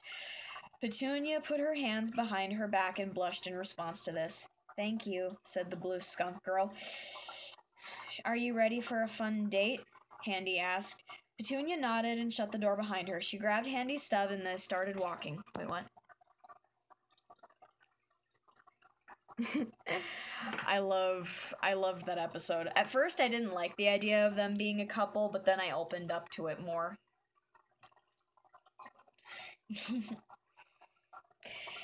They first stopped at a burger joint for lunch. They sat down next to each other in a booth by a window and ordered a hot dog for them to share.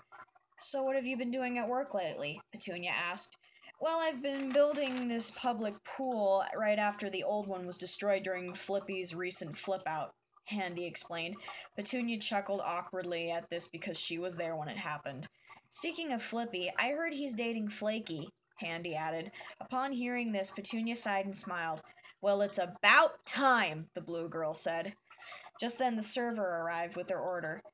Giggles? Petunia exclaimed. The server was none other than Petunia's BFF, Giggles. She was a cute pink chipmunk with a red bow who loved dating, tea parties, and being happy.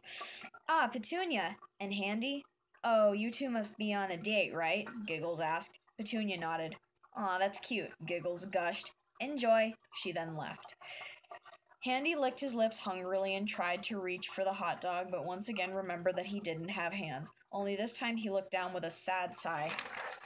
Petunia noticed this and tried to think of a way to cheer him up. She eyed the hot dog and got an idea. She tapped on Handy's shoulder, causing the orange amputee to look up. Huh? He wondered. He then saw Petunia with end of the hot dog in her mouth.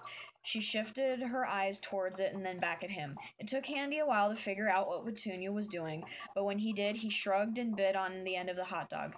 Good, Petunia thought. He's playing along with me. She then ate a little bit of the hot dog, so her mouth was a little closer to Handy's. However, the latter still had no idea where she was going with this. Nevertheless, he continued to play along with her and ate a little of his end. They continued this activity until they reached each other's lips, and it was then and there that Handy realized what Petunia had planned all along. She wanted to kiss him, and she did. She let her lips mold against Handy's and her hands sit on his lap so she could hold herself up to push the kiss deeper. Handy soon felt his eyelids slip close and his will succumb to his girlfriend's kiss. Her lips were soft and tasted oh so sweet to the orange beaver. After a minute, Petunia pulled away slightly, the both of them panting lightly. Also, I did a rhyme there. Both the critters had blushes plastered on their faces, which was a sign of the intense love that they shared. Petunia, Handy whispered in a dazed tone. Just ignore it. You don't need hands to kiss your girl, the blue skunk girl assured him. Handy's black Pac-Man-shaped eyes widened for a moment as he shifted them down at his stubs. Then he looked back at Petunia and he smiled in confidence. His girlfriend nodded with an equally confident smile and closed eyes. Handy then cleared his throat awkwardly. How about we continue on with our date? He suggested. Petunia nodded happily to that suggestion. So the couple paid for their lunch and exited the burger joint. After stepping outside, Petunia saw two critters on the other side of the street. One was a female porcupine with red fur and white dandruff flakes in her quills. The other critter was a male bear with lime green fur, and he was also wearing a camo jacket and a green beret and dog tags.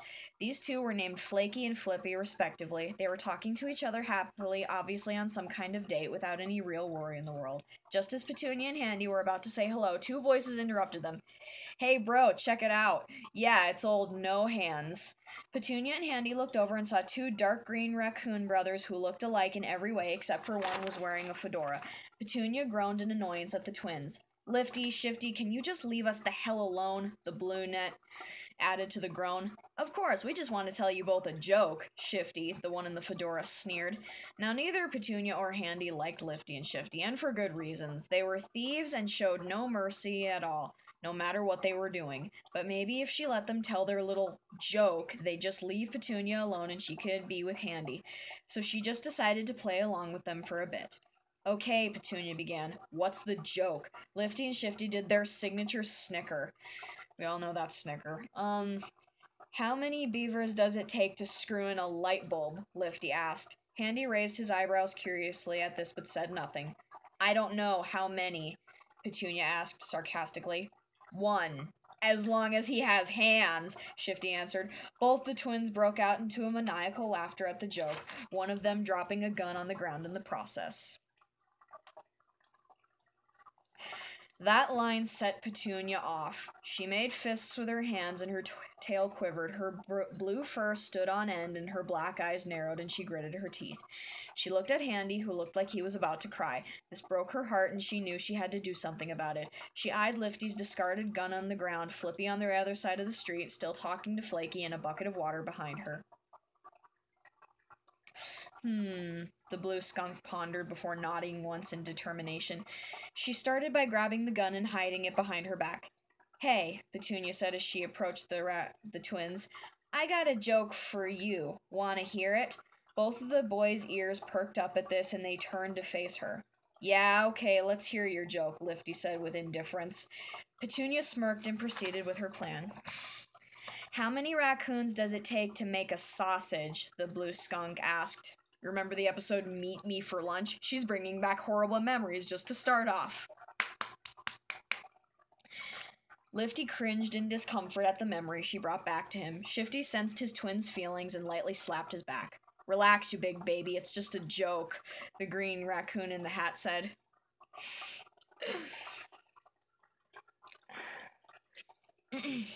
Lifty nodded warily and straightened himself up. I don't know. How many? Shifty inquired. Petunia smirked evilly with a wicked glint in her eyes. I don't know. You tell me! With that, she cocked the gun and pointed it in the air and fired one shot. Bang! Lifty, Shifty, and Handy all flinched when the gunshot was fired, but then looked again. What was that supposed to... Lifty was cut off by a whimper. Do? Shifty finished meekly. Oh god, they're fucked. The twins looked over on the other side of the road and saw Flippy. He appeared to be in shock because his pupils were slightly shrunken down and his mouth was gaped. Flaky looked scared and sweaty, and she dove for cover behind a garbage can. Meanwhile, Flippy's pupils changed from black to yellow-green, and his buck teeth became sharp like blades. He also started to growl and breathe in a very low and evil voice. Flippy had PTSD and an alternate ego known as Flickby that emerged every time he was reminded of his time during the war. They were two souls sharing the same body. Now that he was out, he was gonna kill people. Petunia was smart and grabbed Handy and took him to a hiding place with her. Lifty and Shifty were paralyzed with fear for a moment, but by the time they realized they were in danger, it was too late. Flickby had seen them. Run! Lifty yelled. I had fun writing this scene. I don't know why, though. Shifty was about to follow his twin, but he felt a sharp pain in his ankle that held him in place. He looked down and saw a knife was holding his foot down. When he looked up, he was greeted by Flickby's grinning face. He gave a dark, ominous chuckle to his captive before drawing back his fist. Pow! Crack! Snap! Flickby had punched Shifty so hard that he flew backwards and landed on his back. He felt hazy in his head, and the pain in his foot had spread in a hot smear up his leg. When his vision cleared, he looked up and screamed in shock to see that his foot was gone and blood was oozing out of where it was torn off. Oh my god! The green raccoon shrieked in pain. Hurts like a bitch, doesn't it? Shifty gasped and shakily brought his head up to see Flickby grimacing down at him. When you and your crappy twin robbed my house 3 months ago, were you searching for treasure? The evil bear asked. Shifty didn't answer him because his voice box was screwed shut and he couldn't talk. And if I remember correctly, X marks the spot. So, he paused and pulled out 2 machetes. Shifty gasped and backed away a few inches, but before he could inch away more, Flickby swished the blades across the green raccoon's chest so there was a deep cut in the shape of an X on it. Shifty wailed in agonizing pain as blood seeped out of the X on his chest. I wonder what treasures I'll find inside. Flickby laughed, bending down to the bleeding critter. He then tore open Shifty's chest while enjoying the latter's ear-piercing screams. Flickby chuckled evilly as he pulled the raccoon's stomach, liver, kidneys, lungs, and... No! Not my... But he pulled it. Heart. Flickby laughed maniacally and squeezed the organ so hard it burst. And that was the last thing Shifty saw before his eyes rolled back into his skull and he died. Flickby checked him. He wanted it to be Lifty, but he couldn't see him anywhere. Psst! Flickby's ears perked up and he turned his head in the direction the voice came from. He saw Petunia hiding in an alleyway and she was peeking out from the darkness. She waved at him and pointed to a flower patch where Lifty's tail was sticking out. An evil grin inched across Flickby's lips and he chuckled darkly. The lime green bear saluted Petunia and dashed over to Lifty's hiding place.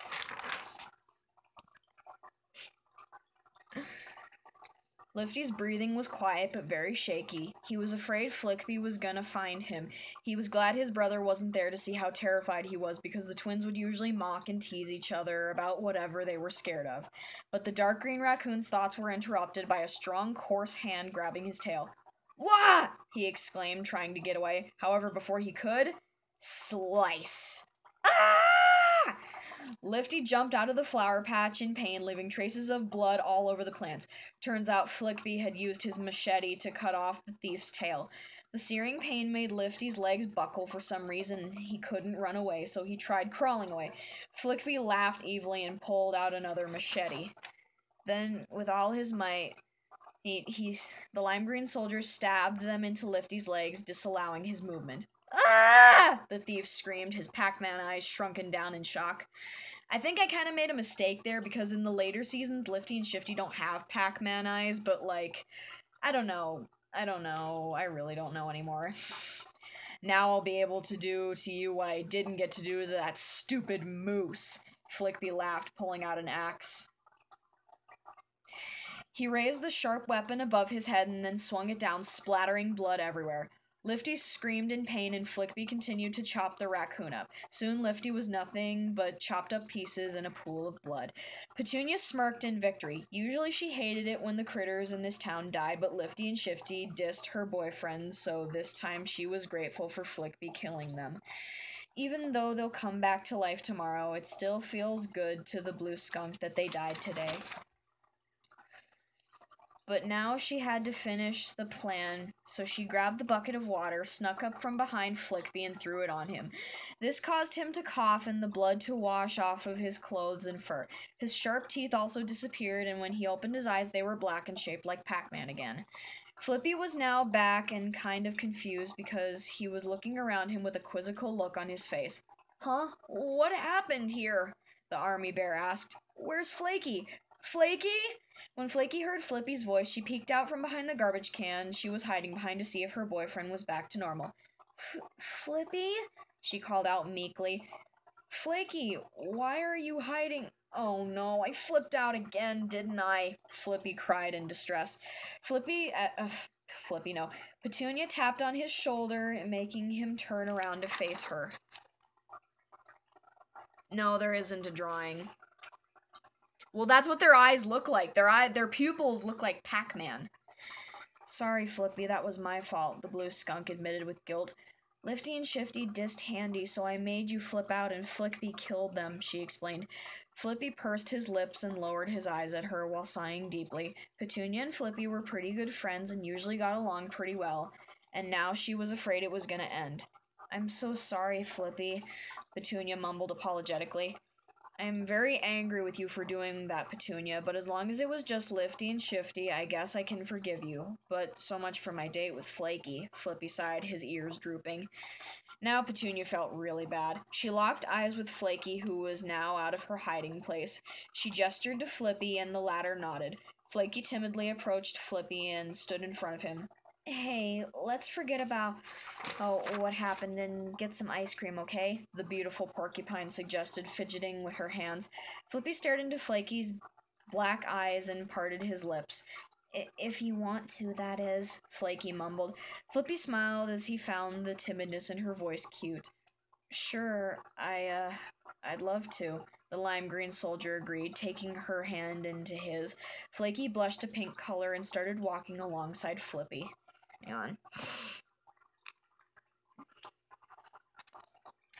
Yes, it is. It is, but I like to throw in some other couples. Petunia smiled happily as she turned her attention back to Handy. She approached him confidently.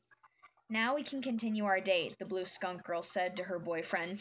Handy nodded and allowed her to grab his stub. Hey, the orange beaver said. Thanks for defending me, even if it did lead to a bloodbath. Petunia smiled awkwardly and nuzzled the side of his head with her own.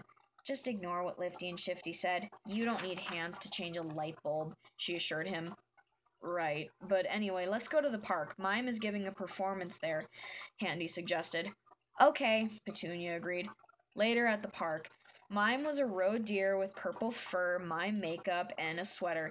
He was a very dedicated mime that never spoke or screamed in pain.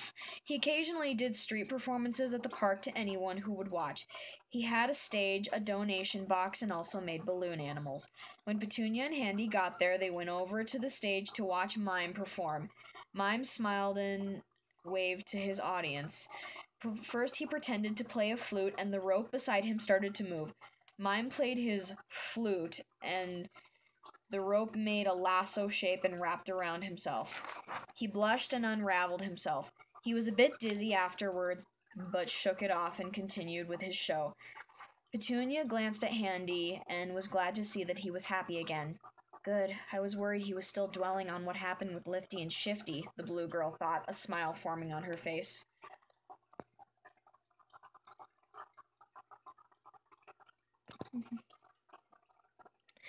Mime pulled out a disappearing cabinet and opened it up. He still didn't speak, but he looked around at the audience for someone he needed. A volunteer, perhaps? He soon set his eyes on a female lamb with lavender fur, a purple bow, and a white woolly sweater. Mime pointed at her and gestured for her to come up on stage. Lammy, the lamb, looked around and then pointed at herself. Me? She wondered in her adorable childlike voice. Mime nodded and pulled her up on stage. Ah! The latter exclaimed in shock. I have a headcanon that when Lammy is startled or shocked, she'll bleat like a sheep does. Mime presented Lammy to his audience and smiled widely with his buck teeth. The purple deer bowed and grabbed Lammy's hand, making her blush. He then led her into the cabinet and closed it. He made sure he had the attention of everyone. He did. Mime silently moved his hands around the cabinet as if he was casting a spell. This made a few of the tree friends snicker in amusement. Then Mime opened the cabinet, revealing it to be empty. Ooh, wow, cool, came the voices of the audience members. Everyone clapped and cheered for Mime, who smiled and bowed confidently. Handy tried clapping, but once again remembered he didn't have hands. This worried Petunia that he might start moping again, so she thought up an idea quickly and put it into action. Why couldn't I have been born with hair? The orange beaver's thoughts trailed off when he felt someone's arms reach in front of him from behind. Right now, Handy looked more red in the face than orange. What? He exclaimed, turning his head around to see who it was. Petunia? He asked when he met his girlfriend's eyes.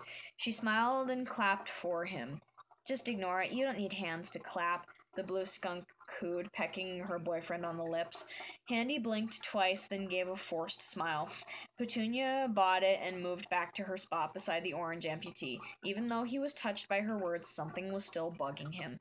Mime clapped twice and then opened the cabinet again. This time Lammy was inside it.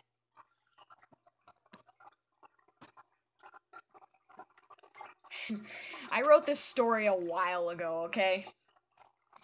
I don't even remember how long ago I wrote this. Oh wait, I missed something. The audience was wowed again, but then they noticed Lammy seemed a bit dizzy because her black Pac-Man eyes were all goggly and she was swaying left and right as she stepped out of the cabinet. Ah! The lavender-colored lamb swooned. Mime noticed she was about to wander off the edge of the stage and acted quickly. He did this by grabbing her paw and pulling the lamb girl his way. However, the purple deer hadn't anticipated how hard he would pull her, so he ended up holding her in a dipping pose. What? Lammy shook her head vigorously and regained her clear vision again. What just happened? She asked to no one in particular. I'm trying to make it sound like she's a sheep, so she's kind of like bleeding some of her words and drawing out some of her A's like, bah! Then she noticed that she appeared to be floating. No, I'm being held, she thought, slowly bringing her head up to see it was Mime who was dipping her. He was blushing right through his mime makeup, and Lammy felt a blush of her own form on her cheeks. Mime blinked twice as if to ask, "Are you all right?" to her. Lammy nodded. "I'm okay, thanks, Mime," she added to the nod. "Oh, will you two just kiss already?" Everyone looked at a golden bear with an orange afro and retro clothes. "What? They should," he said smugly. Lammy's face turned red in annoyance. Hey, shut up!" she shouted in a flustered tone. "Can you believe him, Mime?" He didn't say anything. Why did I even write that? He doesn't normally say anything. Why did I even write that? Stupid, stupid, stupid.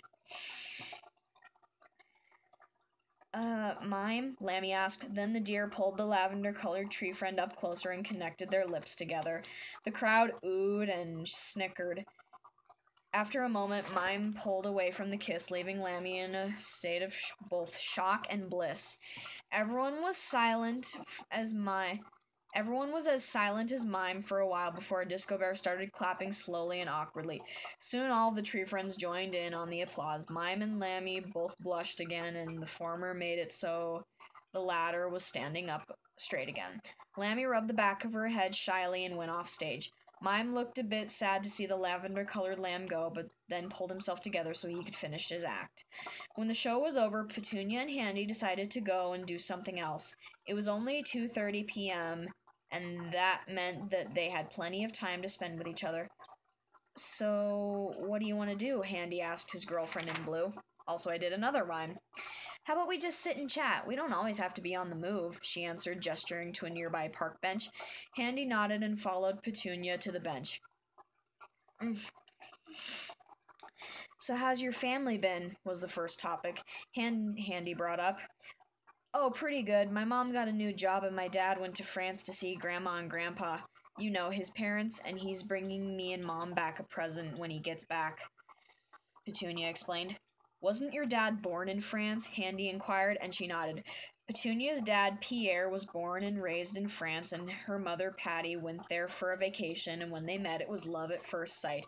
After they married, they moved to Happy Tree Town and had Petunia. She was an only child with no brothers or sisters, but she knew Handy had two younger sisters who were twins. Actually, I changed that. I changed that now. His sisters, he still has two sisters in my alternate universe, but they're not twins and they're not younger than him. They're older than him and they're a year apart. I changed that. So yeah. Speaking of which, how are your sisters? The blue skunk girl asked before saying, I haven't seen them since your last birthday.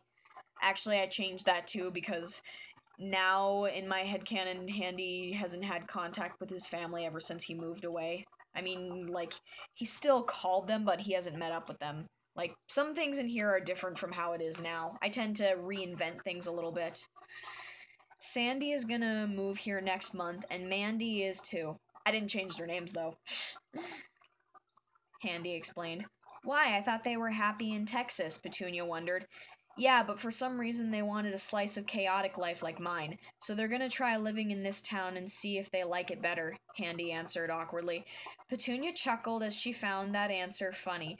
That was another thing she loved about Handy. He was funny. Even though he didn't have the most sociable personality, he managed to make her and others laugh one way or the other.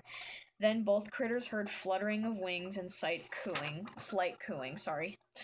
When they looked down, they saw doves strutting and pecking on the ground in front of them. Aw, Petunia gushed. Aren't they adorable? Handy shrugged and nodded, not really understanding why she was acting all mushy over some birds. Want to feed them? Petunia asked, taking some bread out of her pockets. Pockets. She has fur. It's nice to see you, Starbarks, aka Arctic Fang. It's really, really, really nice to see you. You know, actually, I was going through the old Cannibal comic pages and I found a lot of your old comments on them. They're fun to listen to. Okay. Sure, Handy replied with indifference. Petunia smiled and handed her boyfriend the bread. He tried grabbing it, but then he remembered he didn't have hands. Petunia's smile faded at this. Oh, right. Sorry, Handy, the brunette mumbled apologetically. Petunia. She cut him off. It's okay. I didn't want to feed birds anyway. Handy knew she was lying. He also knew how to tell whether or not she was about to cry right now. And right now, she definitely was gonna cry. No, I won't let her cry, the orange beaver thought, narrowing his black eyes. So he grabbed the bread from Petunia's hand via his mouth, which surprised the blue girl. Handy then knelt down to the doves, and they eyed him curiously. He started sweating nervously, but brought the bread closer to the first dove. It pecked the bread lightly and then bit on it, only to pull it out of Handy's mouth. The amputee was left with just the crust in his mouth. The dove shared the bread with its friends happily. Handy stood up and turned to face Petunia, who looked happier. He smiled awkwardly at his girlfriend, who chuckled in amusement. When he remembered he had crust hanging in his mouth, the orange critter blushed and ate it quickly.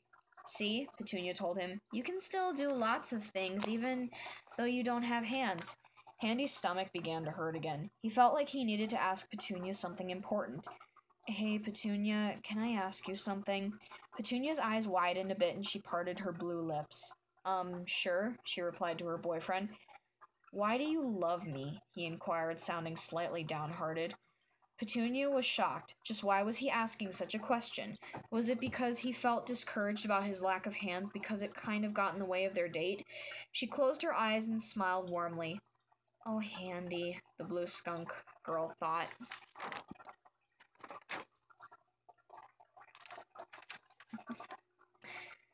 Oh, wait.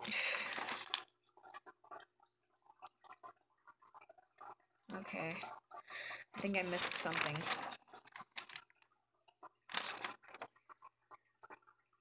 Handy was beginning to feel nervous and anxious about what Petunia's answer would be. He cared for her very much and always assumed that she felt the same way about him. But what if she didn't? But just then he felt two warm hands on both of his cheeks, causing the orange tree friend to blush. He looked up and at Petunia smiling at him and saw her blushing as well. What is she doing? Handy whispered, parting his orange lips. At first I thought we were meant for each other because I had lost my hands, but after we came back to life, I got to thinking you were always doing nice things for me as a friend, and you were and still are such a gentleman to me. And soon I realized that I really loved you as more than just my friend. I love how sweet you are. I love how you always try your best despite the obvious outcome. I love how cute you are. But most of all, I love, adore, and admire how much you love me. Then she planted a soft but passionate kiss on his lips, and she returned it. Now Handy knew, and he wanted Petunia to know why he loved her. When she broke the kiss, she saw Handy was smiling as wide as a mile. You know what I love about you, Petunia? He began. She raised her eyebrows curiously. I love that you're kind, caring, patient, and a good listener. You're responsible, smart, not to mention pretty, and you won't stand for anything that isn't right. I also love how you smell nice and look nice, but what I love most about you is that you love me too, flaws and all. A small tear rolled down Petunia's cheek, and she embraced him warmly. You know, in a way, you do have hands, because I'll be your hands. If you were blind, I'd be your eyes. If you were deaf, I'd be your ears, the blue skunk girl whispered. Handy smiled to himself and hugged back as best as he could.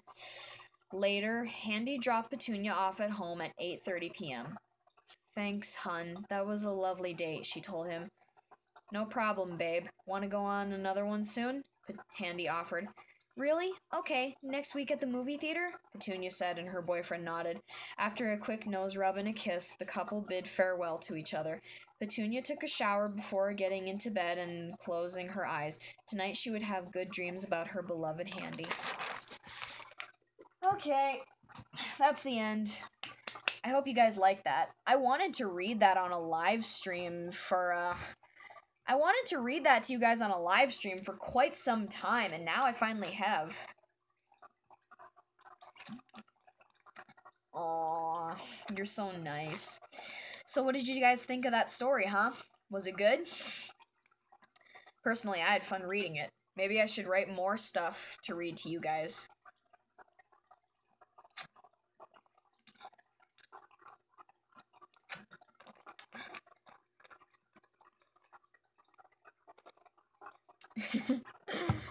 You know, Bunny Balloon, what you just said there reminds me of, like, this real life thing that happened. It was a school shooting. It happened years ago. One of the victims was known as Rachel Joy Scott. When she was, like, 5 years old, you can draw it if you want. You can draw anything of mine just as long as you give credit. Anyway, when she was 5 years old, I think, she went up to her father and said, I think I'm going to die young, and her father told her not to say stuff like that. But Rachel truly believed that she was going to die young, so she made a vow to herself that she would be the most kind, considerate, most loving person ever until the day that she died. And she was. She was very kind, very considerate, very loving, and all that stuff. I think she was like 13 maybe? I can't quite remember, but she was really young. There was a shooting at her school, and not just her died, but a lot of other students died. And they found a drawing in her notebook. The drawing was of a pair of eyes up in the corner of the notebook, and they were crying teardrops onto a rose that was drawn in the bottom corner of the notebook. The amount of tears was the same amount of students who had died at the school that day. When they were cleaning out her room, this is the part where you made me think of it, they found writing on the back of her dresser. She had traced her hands with marker on the back of her drawer, and inside she wrote, "These are the hands of Rachel Joy Scott that will someday touch the hearts of millions." So yes, it's sad that she did die young, but at least she made the most of her life, and yeah, definitely touched my heart. So that's why when you brought up the touching heart thing, it made me think of Rachel Joy Scott. You would not even believe it. The two people that shot up that school were students there. They worshipped Hitler. They did the school shooting on his freaking birthday. They planned it all out and everything.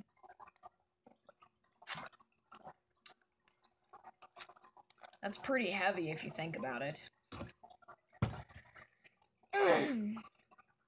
I'm sorry, did I kill this stream with a depressing story? I'm really sorry.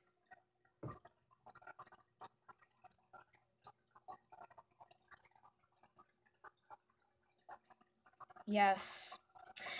Yes, Rachel Joy Scott. Rest in peace. Oh my gosh, I'm thinking of a freaking Mariah Carey song now.